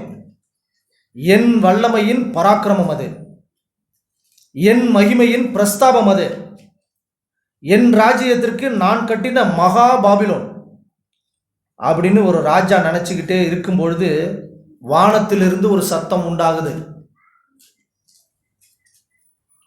நேப்புகாத்த நேச்சராகிய ராஜாவே, உன் ராஜ்ய பாரம் உன்னை விட்டு நீங்கிற்று. மனுஷன் என்று நீ தள்ளப்படுவாய், வெளியின் மிருகங்களோடு சஞ்சரிப்பாய், மாடுகளைப் போல் புல்லை மேய்வாய். இப்படியே எது வரைக்கும் நடக்கும் அப்படின்னு ஒரு வெளிப்பாடு அங்கே போட்டிருக்கு. உன்னதமானவர் மனுஷனுடைய ராஜ்யத்தில் ஆளுகை செய்து தமக்கு சித்தமாயிருக்கிறவருக்கு அதை கொடுக்கிறார் என்பதை நீ அறிந்து கொள்ளு மட்டும். 7 காலங்கள் உன்மேல் கடந்து போகும் என்று உனக்கு சொல்லப்படுகிறது என்று விளம்பினது. அப்படி அவன் நினச்சிக்கிட்டே இருக்கும்போது அந்த காரியம் எல்லாம் அப்படியே நடந்துட்டு, அவனுக்கு மிருகம் போல காரியங்கள் எல்லாம் நடந்துட்டு, ஒரு ஒரு ஒரு ஒரு ஒரு ஒரு விஷயத்தை நம்ம வெளிப்பாடை கிறிஸ்துவை குறித்து சரியாய் அறிகிற வரைக்கும் நம்முடைய காரியங்கள் கொஞ்சம் அப்படி தான் இருக்கும். போட்டு குழப்புவோம், எனக்குன்னு கொஞ்சம் எடுத்து வைப்போம். அது தேவனுடைய பர்வதத்திலே பார்த்து கொள்ள முடியாததாக இருக்கும். 2 கொரிந்தியர் 1 கேட்டோம்ல, எங்கள் தப்பிக்கிறதுக்கு வாய்ப்பே இல்லை, நாங்கள் செத்து போடுவோம்னு நாங்கள் நம்பி இருந்தோம். ஆனாலும் தேவன் எங்களை தப்புவிப்பார். அப்படி நாங்கள் அவர் மேலே அப்படி நாங்கள் நம்பிக்கையாக இருந்தோம் அப்படின்னு சொல்லி முடிக்கிறார். இதில் அந்த நேப்புகாத்த நேச்சர் ஆகிய மனம் திரும்பி அவர் காரியங்கள் நடக்கும்போது அவர் என்ன நடக்குது அப்படின்னா, 34 அந்த நாட்கள் சென்ற பின்பு நேப்புகாத்த நேச்சர் ஆகிய நான் என் கண்களை வானத்துக்கு ஏறெடுத்தேன். அது வரைக்கும் வானத்துக்கு அவர் ஏறெடுக்கல. அவர் வானத்தை நோக்கி பார்த்தது எல்லாம் அந்த அவர் கட்டின அந்த மகா பாபிலோன் தான். நான் செய்தது அதுக்கு மேலே அவர் கண்ணு போவே இல்லை. இந்த பன்றி சொல்லுவாங்க, பன்னி, அது பூமியில சுகபமாக இருக்கிற வரைக்கும் கீழேயே பார்த்துக்கிட்டே இருக்குமா. அதை ஒரு நாள் கட்டி கொண்டு போவாங்களாம், அப்படி காலை கட்டி கம்பில் கட்டி கொண்டு போவாங்க. நான் பார்த்துருக்குறேன். அப்போ தான் வானம்னு ஒன்று இருக்கான்னு அதுக்கு தெரியும்னு சும்மா சொல்லுவாங்க. அப்போ தான் மேலே பார்க்குமா, ஓ என்னடா மேலே வானம் இருக்கா அப்படின்னு. தேவன் அப்படி நம்மை ஒருபொழுதும் விடுறதே இல்லை. வாழக்கூடிய இந்த பூமியிலே கிறிஸ்துவையும் அந்த பரலோகத்தையும் அனுபவிக்க அழைக்கப்பட்டவர்களாம். அப்படி கண்களை வானத்துக்கு ஏறெடுத்தேன், என் புத்தி எனக்கு திரும்பி வந்தது. அதுக்கு முன்னாடி புத்தி இல்லாமல் இருந்தார். அது அவருடைய சுய புத்தி, அவருடைய பக்தி, அவருடைய காரியங்கள் எல்லாம் பலத்தும் பராக்கிரமும் அவருடையதாக இருந்துச்சு. தேவனுடைய ஆவி வரும்பொழுது ஒரு மனுஷன் சொல்றாரு, என் புத்தி எனக்கு திரும்பி வந்தது, அப்பொழுது நான் உன்னதமானவரை ஸ்தோத்தரித்து என்றென்றைக்கும் ஜீவித்திருக்கிறவரை புகழ்ந்து மகிமைப்படுத்தினேன். அவருடைய கர்த்தத்துவமே நித்திய கர்த்தத்துவம், அவருடைய ராஜ்யமே தலைமுறை தலைமுறையாய் நிற்கும். அதை மாற்ற ஒருபோதும் ஒரு மனுஷனால முடியாது. பூமியின் குடிகள் எல்லாம் ஒன்றுமில்லை என்று எண்ணப்படுவார்கள். ஒரு ராஜா சொல்ற ஸ்டேட்மெண்ட். கிறிஸ்துவை அறிந்த பிறகு, தேவனை அறிந்த பிறகு, அவரை வானத்தை நோக்கி பார்த்த பிறகு, அவர் மனம் திரும்பின போது, அவர் நான் என்று செத்து கிறிஸ்து பிழைக்கும்னு நினைக்கும் பொழுது ஒரு காரியம் அவருக்குள்ளே பல மாற்றங்கள் நடக்குது. அதில் அவர் சொல்றது தான், பூமியின் குடிகள் எல்லாம் ஒன்றுமில்லை. நான் ஒன்றுன்னு நினைச்சிட்டு இருந்தேனே, அதெல்லாம் ஒன்றுமே இல்லை.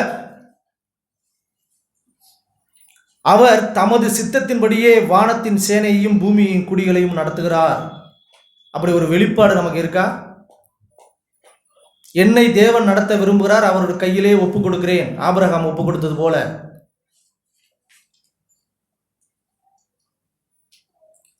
அவருடைய கையை தடுத்து அவரை நோக்கி என்ன செய்கிறீர் என்று சொல்லத்தக்கவன் ஒருவனும் இல்லை என்றேன்.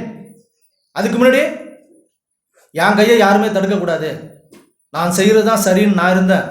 இப்போ ஒரு வெளிப்பாடு எனக்கு அடையுது. அந்த வெளிப்பாடு என்னன்னா, நான் ஒன்றுமில்லை, அவர் என்ன செய்ய சித்தமாயிருக்கிறாரோ அதை தடுக்க ஒரு மனுஷனால முடியாது. ஆண்டவர் அப்படிதான் நம்ம சொல்லுறார். சொல்லக்கூடாது என்றேன். அவ்வேளையில் அப்படி சொல்லி ஒரு ஒரு மனம் திரும்பும்பொழுது என் புத்தி எனக்கு திரும்பி வந்தது. என் ராஜ்ய பாரத்தின் மேன்மைக்காய் என் மகிமையும் என் முகக்கலையும் எனக்கு திரும்பி வந்தது. முகத்தில் ஒரு கலை வருது.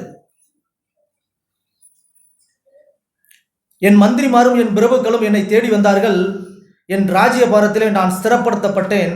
அதிக மகத்துவமும் எனக்கு கிடைத்தது. ஆகையால் நேப்புகாத்த நேச்சர் ஆகிய நான் பரலோகத்தில் இருக்கிற ராஜாவை புகழ்ந்து உயர்த்தி மகிமைப்படுத்துகிறேன். ஆண்டவரே, நான் உண்மை மகிமைப்படுத்த வந்திருக்கிற ஆண்டவரே. அவருடைய கிரியை எல்லாம் சத்தியமும் அவருடைய வழிகள் நியாயமாயிருக்கு. அவர் செய்கிறது எதுவுமே அநியாயம் இல்லை. அப்போ இதுக்கு முன்னாடி ஒன்று நடந்துச்சே, நான் புள்ள மாரி தின்னனே, அதுக்கு என்னதான் காரணம் அப்படின்னா, அகந்தையாய் நடத்துகிறவர்களை தாழ்த்த அவராலே ஆகும் என்றும் எழுதினான். ஒரு மனுஷன் அகந்தையாய் நடத்தும் பொழுது அவனை எந்த வழியிலே தேவன் பக்கம் கொண்டு வரணும்னு ஆண்டவருக்கு தெரியும். அது அவங்களோட வழி. அதை ஒரு மனுஷன் கண்டுபிடிச்சு ஹம்புளாய் கைத்து கட்டி, ஆண்டவரே நீ உயர்த்தும்படிக்கு உங்களுடைய பலத்த கைக்குள்ளே அடங்கி இருக்க விரும்புகிறேன் ஆண்டவரே. இந்த நாள் வரை நீங்கள் நடத்தி வந்த எல்லா சூழ்நிலைக்காய் நான் மனசார நன்றி சொல்கிறேன் அப்படின்னு தேவனுக்கு முன்பாய் ஒரு வெளிப்பாடு பெற்ற ஒரு ஜனங்களாய், ஒரு சுவிசேஷத்தை நாம் வாழ்ந்து அறிவிக்கிற ஒரு ஜனங்களாய் மாறுவோம் என்று என்னுடைய நம்பிக்கையை நான் அறிக்கிறேன். ஆமாம். 103ஆம் சங்கீதம்.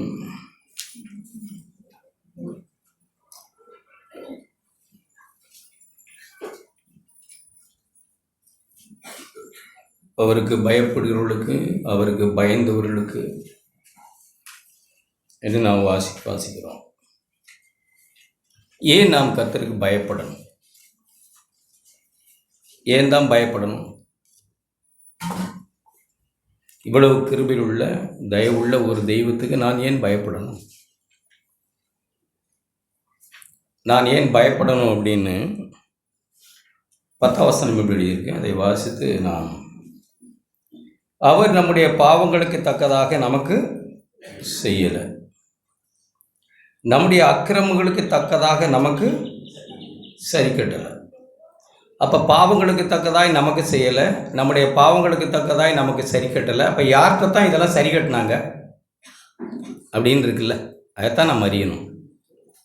நம்முடைய பாவங்களுக்கு தக்கதாய் நமக்கு செய்யலை, அப்போ யாருக்கு நம்முடைய பாவத்துக்கான தண்டனை யாருக்கு தான் கொடுத்தாங்க? நம்முடைய பாவத்துக்கு தக்கதாய் நமக்கு சரி, நம்மகிட்ட சரி கட்டலை, நமக்கு சரிக்கு சரி நிற்கலை.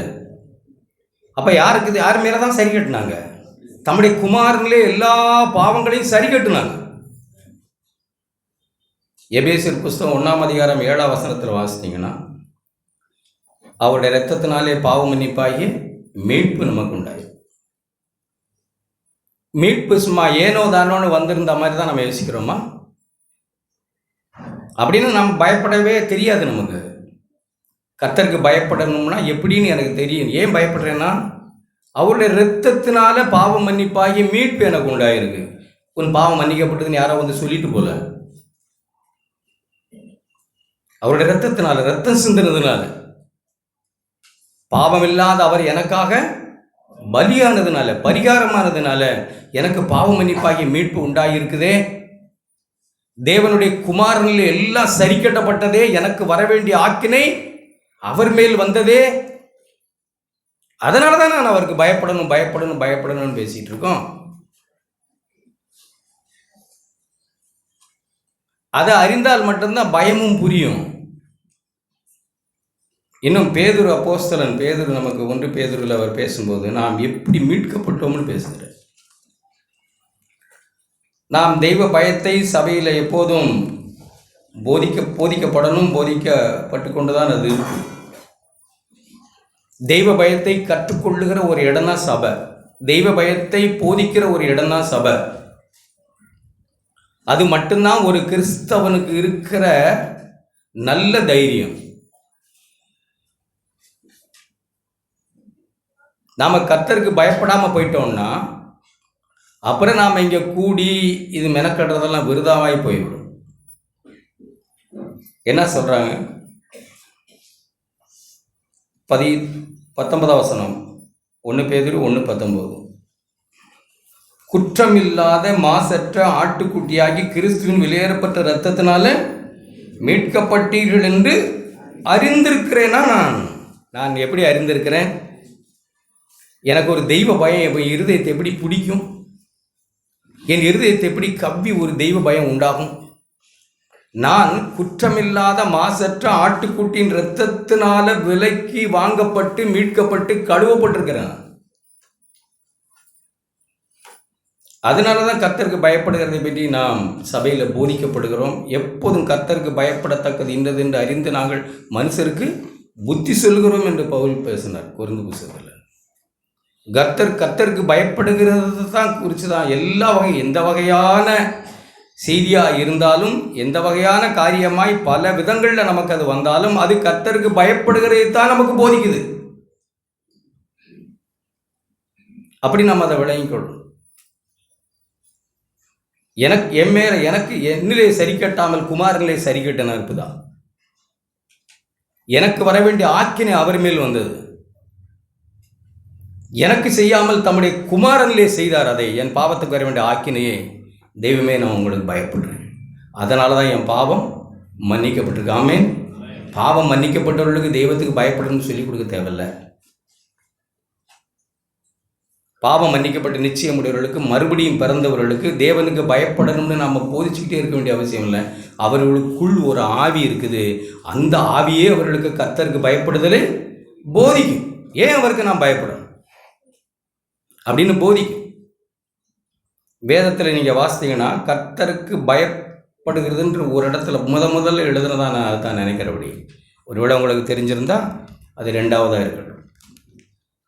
ஆதியாகமம் புஸ்தகம் ஒரு மனுஷனை பற்றி அங்கே எழுதியிருக்கு. 22ஆம் அதிகாரம். எத்தனையோ முறை பல விதங்களில் நாம் அதை கேட்டிருக்கிறோம். பேசுகிறதோடு நாம் ஒரு சிலர் நின்றுட்டோமோன்ற பயம்தான் நமக்கு வரணும். பலியிட்டான் பலியிட்டான் பலியிட்டான், அது செய்யணும் அது செய்யணும் அது செய்யணும் அது செய்யணும் அப்படின்னு பேசி பேசி எதுவுமே செய்யாமல் போகிற ஒரு கூட்டம் இல்லை நாம். 22ஆம் அதிகாரத்தில் நமக்கு தெரியும். 12ஆம் வசனம். அப்பொழுது அவர், விளையாடான் மேல் கையை போடாது, அவனுக்கு ஒன்றும் செய்யாது, நீ அவனை உன் புத்திரன் என்றும் உன் ஏக சுதன் என்றும் பாராமல் எனக்காக ஒப்பு கொடுத்தபடியினால் நீ தேவனுக்கு பயப்படுகிறவன் என்று இப்பொழுது அறிந்திருக்கிறேன் என்றார். வேதத்தில் வருகிற தேவனுக்கு பயப்படுகிறவன் என்று வருகிற முதல் இடம் என் கண்ணுக்கு பட்டது. நீங்கள் கண்டுபிடிச்சீங்கன்னா நான் சொல்கிறது 2வதாக இருக்கட்டும். எப்படி ஒரு மனுஷன் பயந்தார்? ஏன் இப்படி பயப்படணும்? ஆபிரகாம் தன் மகனையே ஏன் கொடுக்கணும்? அப்படியே அவருக்கு பயந்தவர் நடக்கணும்? சொல்லுங்க. எத்தனையோ ஆசீர்வாதங்களை தேவன் நமக்கு கொடுக்குறார். நாம் நமக்குன்னு அனுபவிச்சுக்கிட்டு அவரை அலட்சியம் பண்ணி விடுகிற மனுஷர் மத்தியில் கொடுத்த பிள்ளைகள் மேலே உயிரை வச்சு விடுறோம், கொடுத்த மனைவி மேலே உயிரை வச்சுடுறோம், கொடுத்த சம்பாத்தியத்தின் மேலே உயிரை வச்சிடுறோம், கொடுத்த சாதாரண அல்லற சில்லறையில் நம்முடைய மனசை பறிகொடுத்து விடுகிற பாவிகள் நாம். ஆனால் ஒரு மனுஷன் 100 வயசு சென்ற பிறகு தனக்கு கிடைச்ச ஒரு மகனை பலியிடணும்னா, அப்படி தேவனுக்கு பயப்படணும்னா அவன் என்ன கண்டிருக்கணும்? அப்படி தானே பார்க்கணும். அப்படி ஒரு மனுஷன் தேவனில் என்ன கண்டான்? ஆபிரகாம் ஒரு விக்கிரக ஆராதனைக்காரன். இந்த ஆபிரகாமை தேவன் நம்ம 12ஆம் அதிகாரத்தில் வாசிக்கிறோம். 12ஆம் அதிகாரத்தில் கர்த்தர் ஆபிரகாமை நோக்கி, இதுக்கு முன்னாடி அவர் யாரு? யாரோ தேவன் ஆதியாகமத்தில் சொன்னாங்கல்ல, 3ஆம் அதிகாரம் ஒரு வாக்கு தத்தத்தை நிறைவேற்ற, 3ஆம் அதிகாரம்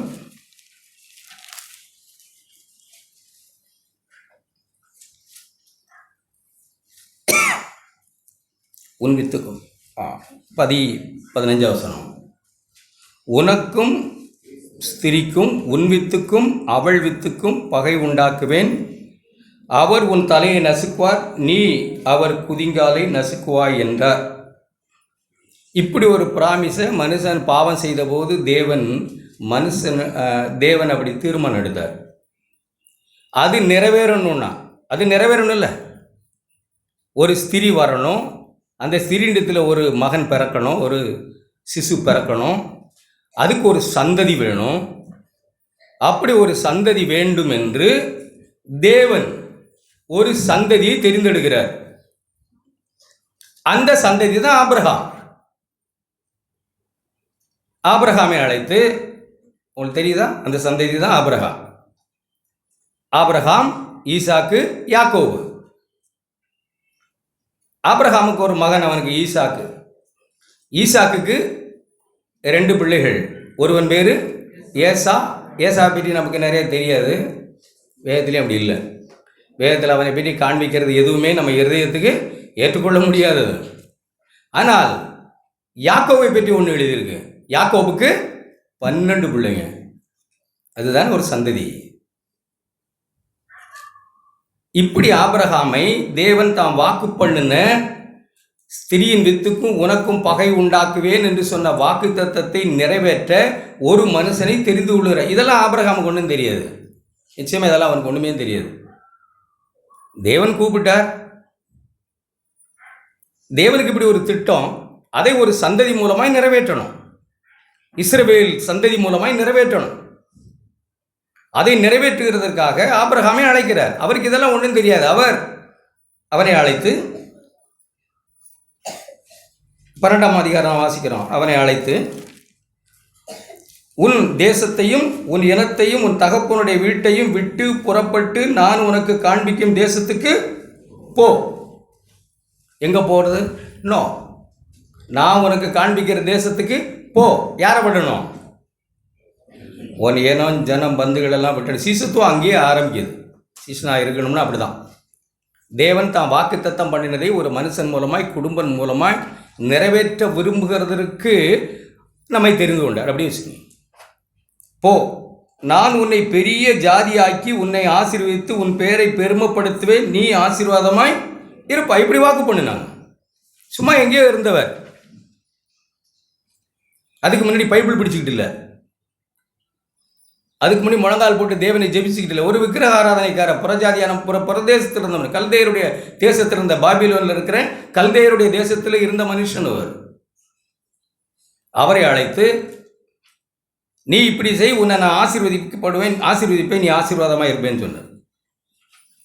தேவன் சொன்ன வாக்கு தத்தம் ஆபிரகாம் மூலமாய், ஈசாக்கு மூலமாய், யாக்கோபு மூலமாய், ஒரு இஸ்ரவேல் சந்ததி மூலமாய் அந்த நாசரேத்து ஊரில் இருந்து வரணும். மத்த எழுதின சுவிசேஷத்தில் நீங்கள் படித்து பார்த்தீங்கன்னா இயேசுவின் வம்ச வரலாறு. அதில் யாரு? தாவீது, தாமார் படிச்சிருக்கோமா? அந்த சந்ததியை படித்து பாருங்க யாருன்னு. அதுதான் ஆபிரகாமின் சந்ததி. அப்படியே வந்து அந்த ரூத்து இந்த சந்ததியிலே வந்து நாசரேத் ஊரிலே மரியாளிடத்திலே குமாரனாய் பிறந்து ஒரு காரியம், தலையை நசுக்கிற காரியம் நிறைவேற வேண்டுமேங்கிறதுக்காக தேவன் தெரிந்து கொண்ட ஒரு சந்ததி அது. போக போக ஆபிரகாமுக்கு காரியங்கள் புரிஞ்சிருச்சு. 15ஆம் அதிகாரம்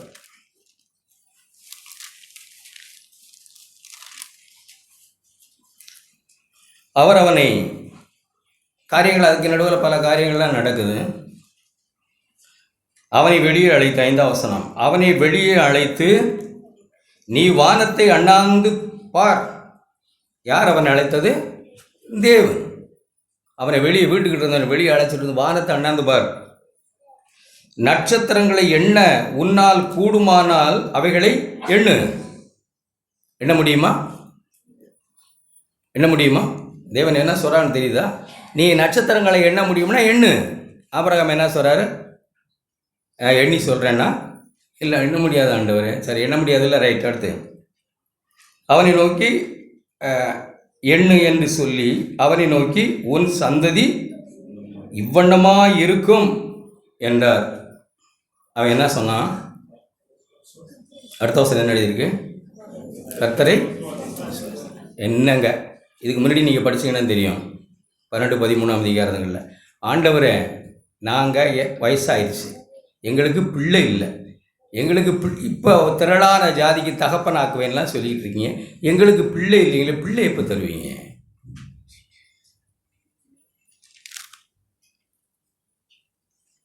மூணாம் வசனம் 15:3. பின்னும் ஆபிரகாம் 2 படிப்போம். 2 ஆபிரகாம் கர்த்தராகிய ஆண்டவரே, அடியேனுக்கு என்ன தருவீர்? நான் பிள்ளை இல்லாமல் இருக்கிறேனே.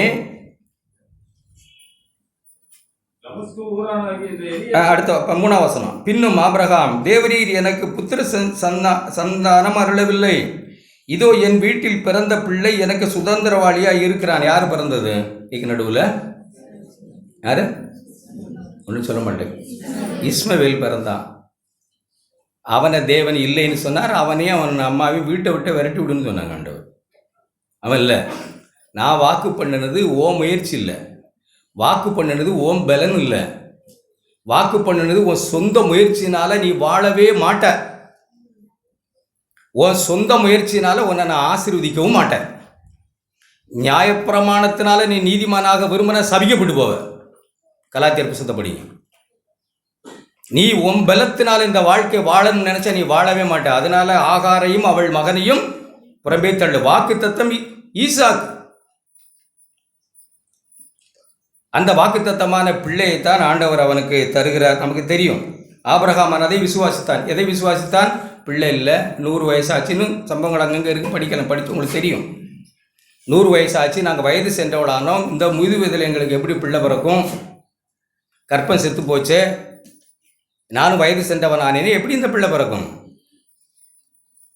ஆண்டவர் தாம் மனசில் வைத்த ஒன்றை யாரு? இந்த ஸ்திரியின் வித்து இந்த பிசாசனுடைய தலையை நசுக்க அவர் கொண்ட திட்டம், இந்த சந்ததியை அழைத்து அதை நிறைவேற்ற வாக்கு பண்ணின போது ஆபிரகாம் தன்னை பார்த்தல்ல, ஆபிரகாம் தன்னையும் தன் மனைவி சாராளையும் பார்த்தல்ல.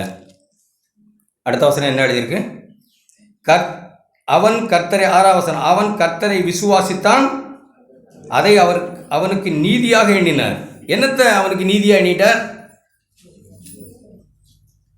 நமக்கு கண்ணுக்கு படுறதெல்லாம் ஆபிரகாம் தன் மகனை பலியிட்டான், அப்பதான் நீதிமான், அப்பதான் நீதிமான், அப்பதான் நீதிமான். சுய கிரியில திளைச்சு கிடக்கிறவன இப்படியே நம்ம யோசிச்சுட்டு உட்காந்துருப்போம். அது எப்போ வருதுங்கிறதெல்லாம் நமக்கு புரிய மாட்டேங்குது. ஆபிரகாம் தேவனை இது நீதியாக எண்ணப்பட்டதுங்கிறது என்ன?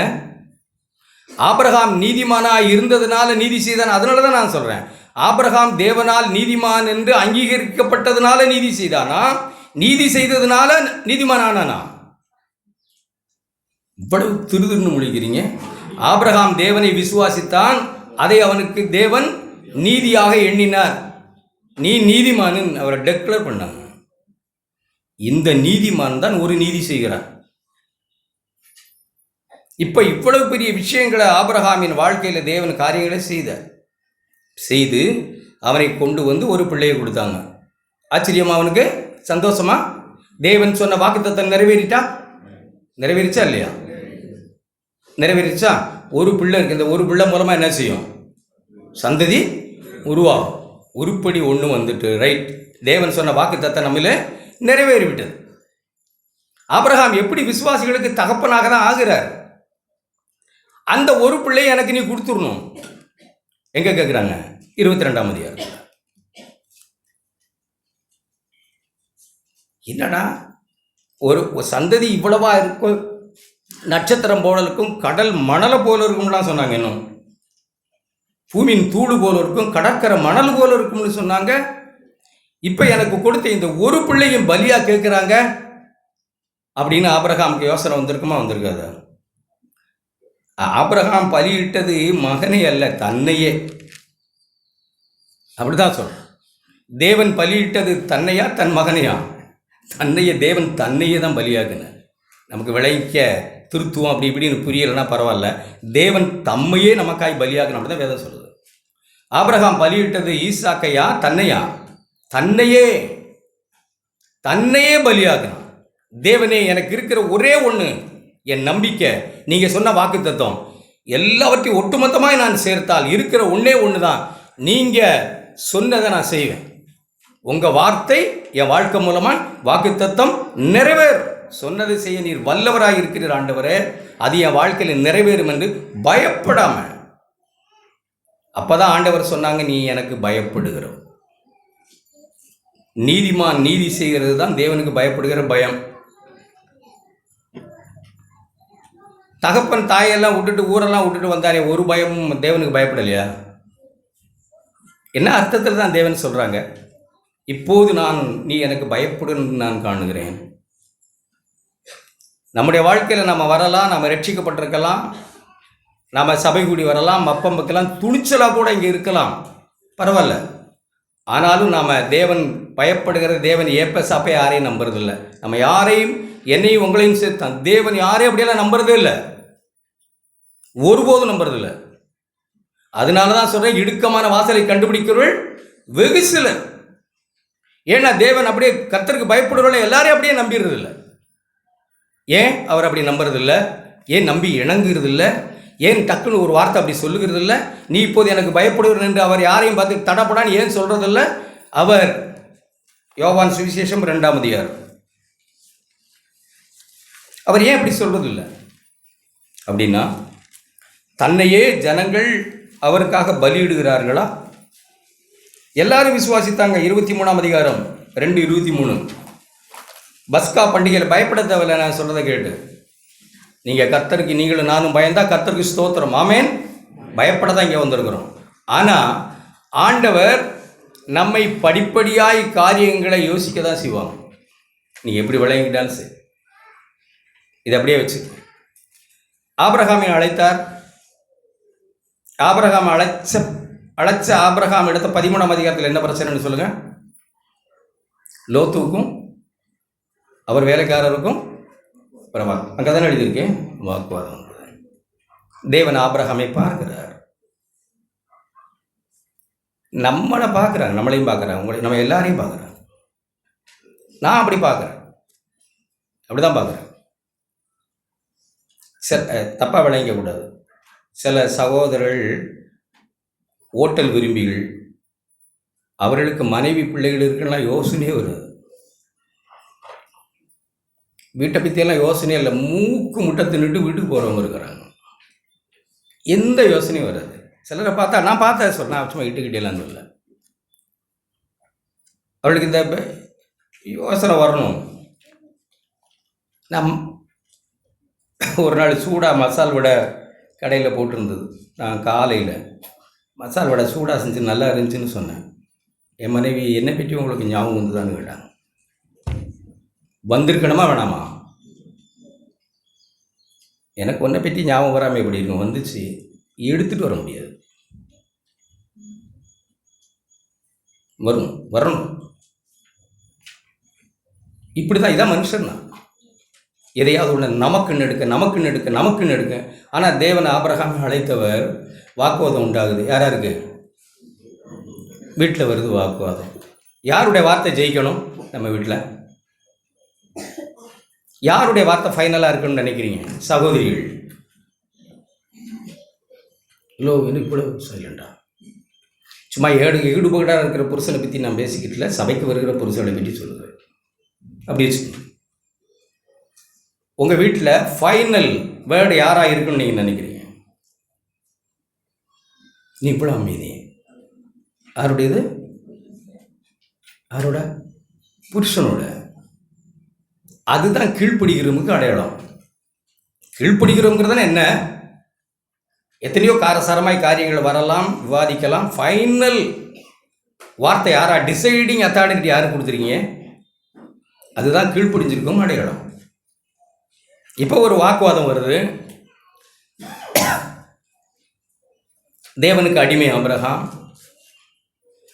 எடுக்கணும். இப்போ சகோதரா, நீ என்னத்தை வேணாலும் எடுத்துக்கணும். லோத்து என்ன எடுத்தார்? புளிய மரம், கருவச் மரம், சும்மா கட்டாந்தர பாறை, இதெல்லாம் எனக்கு எடுத்துக்கிற என்ன சொல்லிட்டாரா?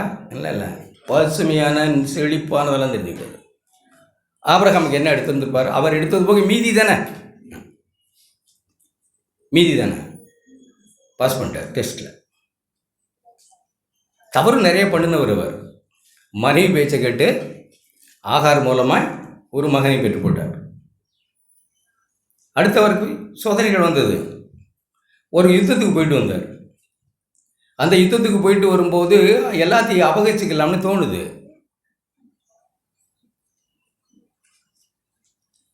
தேவன் நம்ம எல்லாரையும் பார்க்குறாங்க. இணங்கணும்னா சும்மா சட்டு நீ எனக்கு பயப்படுறோம்லாம் சொல்ல மாட்டாங்க. நாம் பயப்படுறோம்னு நம்மளை எல்லாரையும் பாஸ் ஆங்க பண்ணலாம், இருக்கட்டும், பரவாயில்ல, தப்பு இல்லை. ஏமாளிகள் ஏமாந்துட்டு போட்டுமே, அதனால நான் ஏமாறுறவங்க இருக்கிற வரைக்கும். ஆனால் தேவனை பொறுத்தவரை அப்படி இல்லை. ஏமாளிகள் மனசுக்கிட்ட இருந்தால் நம்ம கர்த்தருக்கு பயப்படுகிற போல நம்ம பெரிய காரியங்களெல்லாம் செய்யலாம் சபையில். சில ஏமாளிகள் பெருசாக அவங்களோட கூட கை கோர்த்து வடை தின்னு டீ குடித்து உங்களுக்கு தெய்வ பயத்தை சொல்லாமல் போவார்கள். ஆனால் தேவன் அப்படி இல்லை. கரெக்டாக பரிசுத்தாவியானவர் அல்லது இயேசு போல ஒருவர் வந்தார். அவரை இயேசுனே சொல்கிறவங்களாம் இருக்காங்க. யார் அது? மெல்கிசேதேக்கு. வம்ச வரலாறு இல்லாத, தாய் தகப்பன் இல்லாத, பிறப்பு என்ன இல்லாத அவனை பற்றி எழுதியிருக்கு. அப்படிப்பட்ட ஒருவன் அங்கே வந்தான், மெல்கிசேதேக். ஹே ஆபிரகாம், இப்படியெல்லாம் பிரசங்கிக்கல. நீ ஓ மூலமாய், ஓ சந்ததி மூலமாய்த்தான் ஸ்திரீயின் வித்து பிறக்க போகிறார். அதுக்காகத்தான் தேவன் உன்னை அழைத்தார். அதை விட்டுட்டு இந்த அற்ப சொற்பமான இந்த அழிஞ்சு போகிற பொருளுக்காக ஆசைப்பட்டு அதை போய் தேட போற, இப்படியா சொன்னார்? இல்லை, இப்படிலாம் சொல்ல. அது ஆபிரகாம் தெரியாது. அவர் என்ன சொன்னார்னா, ஆபிரகாம், உன்னதமான தேவனுடைய குமாரன் நீ, வானத்தை பூமி உண்டாக்கின தேவன் உன்னுடைய தேவன், சும்மா இருந்த உன்னை அழைத்தவர் தேவன், உனக்கு விசுவாசத்தை கொடுத்த ஒரு நீதிமான டெக்ளேர் பண்ணவர் ஆண்டவர், அவரை நீ ஆழமா விசுவாசித்தவன், நீதிமான் உன்னை சொன்னார். உனக்கு அவர் தரமாட்டாரா? சொந்த பந்தம் ஜனம் எல்லாத்தையும் விட்டு வாழ அழைச்சவர் உனக்கு வேண்டிய எல்லாவற்றையும் தரமாட்டாரா? அதுதான் உன்னுடைய செய்தியா இருக்கணும். அந்த தேவன் உன்னை ஆசீர்வதிப்பார். இந்த ஆசீர்வாதம் உனக்கு வேண்டாம். ஆபிரகாம், அதில் இருக்கிற ஒரு செருப்பு வார கூட நான் லேச கூட நான் தொடமாட்டேன்னு சொல்லிட்டேன். வேண்டாம், என் ஆண்டவர் என்னை ஆசீர்வதித்தால், புறஜாதி ஒரு அவிசுவாசி எனக்கு கொடுத்தான் என்னை ஆசீர்வதித்தான்னு சொல்ல வேண்டாம். தேவனே, நீர் என் ஆண்டவர், நீர் என்னை அழைத்தவர், நீ என் தகப்பன்.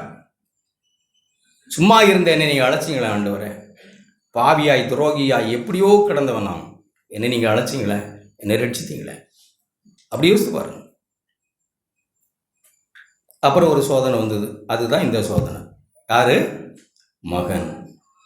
3 நாள் பிரயாணம். யோசித்து பாருங்க என்னன்னு. யாருக்குமே இந்த கர்த்தருக்கு பயப்படுறதுன்னா என்னன்னு எழுதிருக்கு. அவர் மனைவிக்கு தெரியுமா ஈசாக்கை பலியிட தேவன் பேசினார்னு? தெரியாது. மகனுக்கு தெரியுமா? தெரியாது. யாருக்கு தான் தெரியும்? சொல்லுங்க. அதுதான் தெய்வ பயத்தின் இடம். தெய்வ பயத்தின் இடம் என்னன்னா, எனக்கும் தேவனுக்கு மட்டுமே தெரிகிற ஒரு செய்திக்காக நான் என்னை அர்ப்பணிக்கிறேனே, அதுதான் தெய்வ பயம். தெய்வ பயம்னா சும்மா மனுஷனுக்கு ஷோ காட்டுறது இல்லை. எனக்கும் தேவனுக்கும் நடுவிலே தேவன் எனக்கும் தேவன் எனக்கு உணர்த்துகிற ஒரு பாவத்தை, தேவன் எனக்கு உணர்த்துகிற ஒரு விஷயத்தை விடுகிறேன் பாருங்க, அதுதான் தெய்வ பயம். வேற எப்படி தெய்வ பயம்? தெய்வ பயம்னா எப்படி? இவங்க பார்க்குறாங்களேண்ணா இல்லை, யாருக்கும் தெரியாது. காதிலே இருதயத்தில் ஆவியில் ஒன்று பேசுகிறார். நீ பொருளாசையாக இருக்க, உன் கண்கள் நல்லா இல்லை, உன் இருதயத்தின் நினைவு நல்லா இல்லை, உன் பேச்சு நல்லா இல்லை. அப்படின்னா என் சரீரங்களை ஜீவபலியாய் நான் ஒப்பு கொடுக்குறேன் பாருங்க, அதுதான் கர்த்தருக்கு பயப்படுகிறது. இங்கே எல்லாரும் பயப்படுவோம். இங்கே யார் தான் சிலர் நீங்கள் கர்த்தருக்கு துளியுமே பயப்படாதவளை பார்த்தாலே இங்கே கர்த்தருக்கு பயப்படுறவங்க அவங்க மட்டும்தான் தோணும். அதுதான் நம்முடைய நேச்சர். அப்படி துளி கூட அந்தரங்கத்தில் வீடுகளில் பயப்படாதவர்கள் இங்கே கர்த்தருக்கு பயப்படுகிறதா நம்மளை முழுசாக இவங்க கர்த்தருக்கு பயப்படுகிறவங்களே நம்மளால் நம்பிட முடியும். அது இல்லை கர்த்தருக்கு பயப்படுற பயம்.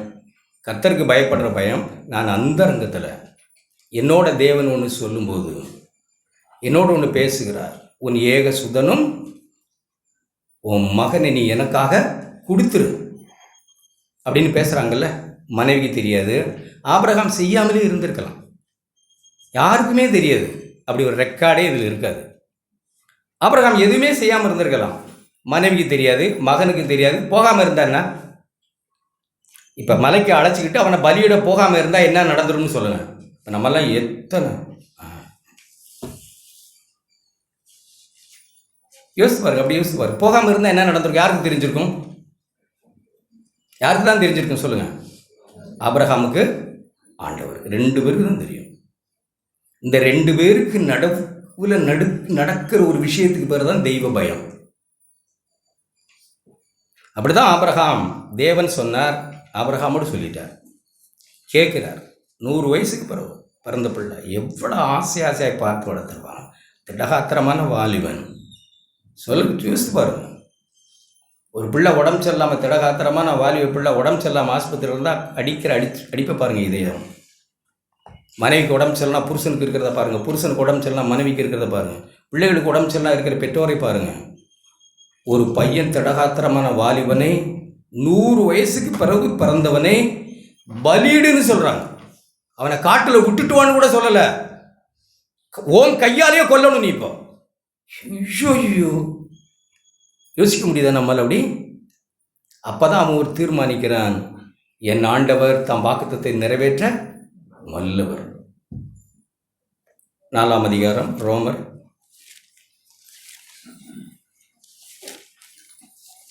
ஏதோ ஆபிரகாம் செய்தியை சொல்லிக்கிட்டு இல்லை, எப்படி எழுதிருக்குன்னு பாரு. 4ஆம் அதிகாரம் 18ஆம் வசனம். உன் சந்ததி எழுதியிருக்கா? இப்ப சந்ததி ஒன்று வந்துருச்சா? உன் சந்ததிக்கும் உன் சந்ததி இவ்வளவா இருக்கும் என்று சொல்லப்பட்டபடியே தான் அநேக ஜாதிகளுக்கு தகப்பனாவதை நம்புவதற்கு ஏதுவில்லாதிருந்தும் நம்பிக்கையோடு விசுவாசித்தான் ஆபிரகாம். அவன்தான் விசுவாசிகளின் தகப்பன். நம்ப ஏதாவது இருந்துச்சா? ஏதாவது நம்ப முடியுமா ஒரு குழந்தை பிறக்கும்னு? நம்முடைய வாழ்க்கை அப்படிதான். நாம் நம்மை பார்த்தோம்னா ஒன்றுமே கிடையாது, நத்திங். என்னைக்கு நான் இயேசுவை போல மாறுவேன்? நானா மாறப்போகிறேன்? நானா அப்படி மாறிட போகிறேன்? நானா அப்படி மாறிட போகிறேன்? நோ, சும்மா பதட்டக்கூடாது. உற்று கவனித்து பாருங்க என்னென்னு. இப்போ வந்த ஆண்டவர் இப்போ இறங்கி இப்போ வந்துட்டா. காலையோ மாலையோ நள்ளிரவோன்னு பாடிக்கிட்டு உட்காந்துருக்கிற சந்ததியே இப்போ வந்துட்டா. எத்தனை பேர் போவோம்? இப்போ வந்துட்டு ஆண்டவர் ஒவ்வொன்றா பிடிச்சி தூக்கி அக்கினியில் தான் போட தகுதி. என்ன இருக்குன்னு நினைக்கிறீங்க? இருக்கிறது ஒன்றே ஒன்று. என்னது? விசுவாசம். ஒன்றே ஒன்று தான் கையிருப்பு. அது என்னது? விசுவாசம். ஏன் நீதியெல்லாம் என்னது? அழுக்கான கந்தை. கையிருப்பு என்னது? விசுவாசம் மட்டுமே. பயப்படாதீங்க, இன்னும் படிப்போம். விசுவாசித்தான். அவன் விசுவாசத்தில் பலவீனமா இல்லை. ஆண்டவர் சொன்ன வாக்கு நிறைவேறணும். சாரா, ஆண்டவர் சொல்லியிருக்காங்க நமக்கு ஒரு பிள்ளை தருவோம்னு சொல்லியிருக்காங்க. ஏங்க ஆண்டவர் சொன்னார், ஆயா குட்டி சொன்னான்கிட்ட என்னது? இல்லை சார், ஆண்டவர் சொன்ன வார்த்தை நம்முடைய வாழ்க்கையில் நிறைவேறும். உன் சந்ததி கடல் மணலை போல வானத்து நட்சத்திரம் போல ஆகும்னு சொன்னவர் வானத்தையும் பூமியை உண்டாக்குன தெய்வம். நம்ம பலன் கொள்ளணும். பலவீனமாக இருக்கவில்லை, அவன் பலன் கொண்டான்.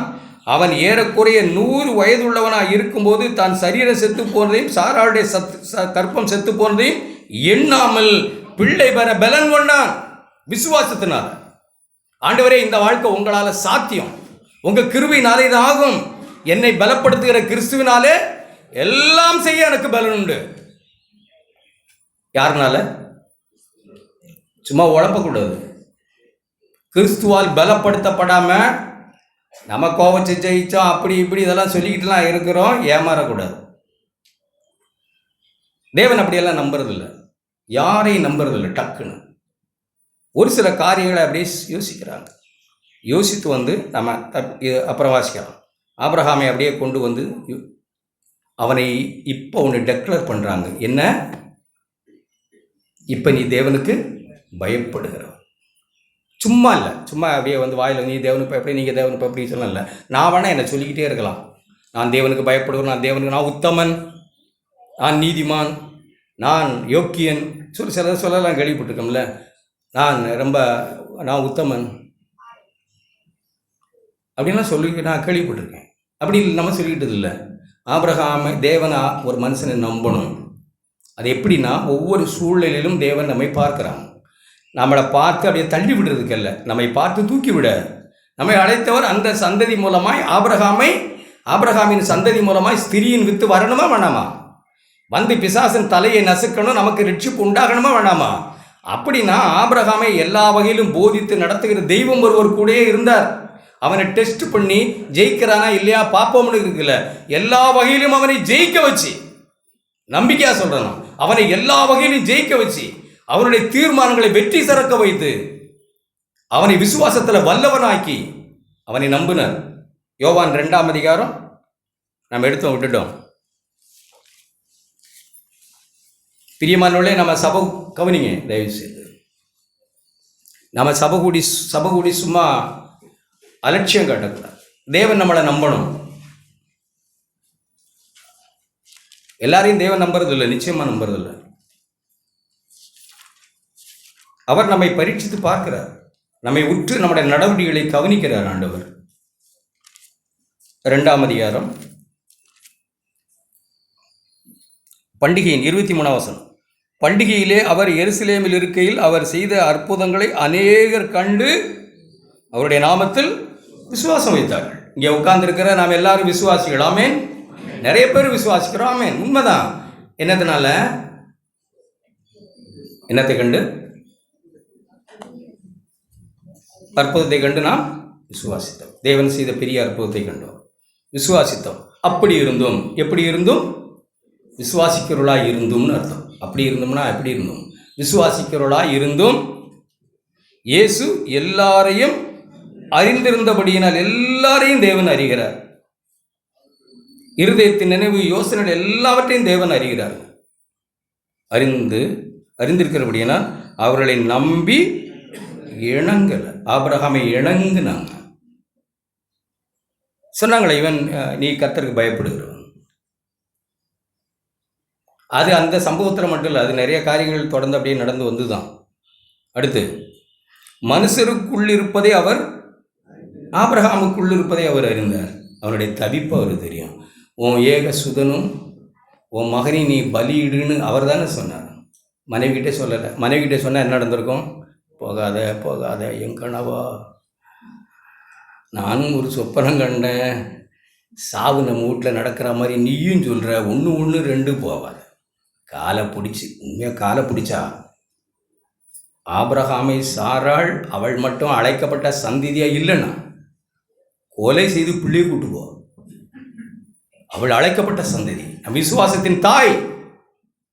அதனால ஆபிரகாம் அந்த காரியங்களை கேட்ட உடனே சொல்லலை, வேண்டாம், என்னதான் என் பலவீன பாண்டம் அது, தேவன் என்னோடு பேசியிருக்கிறார், என்ன தான் சொல்லியிருக்கிறார். அப்படியெல்லாம் விசுவாசம் வைத்த ஆபிரகாம் தான் சொல்கிறார். மகன் கேட்குறான், என்ன கேட்குறான்? விரவு இருக்கு, நெருப்பு இருக்கு, விரவு இருக்குப்பா, ஆடு. என்ன சொல்ற? அவன் தான் தகப்பன். ஆமேன். என்ன மகிழ்ச்சி! நம்முடைய விசுவாசிகளின் தகப்பன் கிறிஸ்துவை இந்த பூமிக்கு அவனுடைய சந்ததியிலே கொண்டு வந்த ஒரு விசுவாசிகளின் தகப்பன் அவன். கர்த்தருடைய பர்வதத்திலே அழைத்தவர் பார்த்துக்கொள்வார். அல்லேலூயா.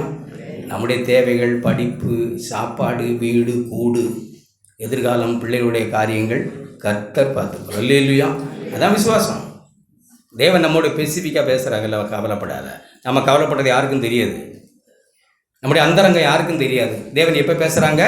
அப்போ அவங்க உள்ளதான் பேசுகிறான், படுக்கையிலே பேசுகிறான். கவலைப்படாத, நான் இருக்கேன், உன்னை விட்டு விலக மாட்டேன். நீ உனக்கு இருக்கிறது போதும் என்ன மகளே, நீ உனக்கு இருக்கிறது போதும் என்ன மகனே.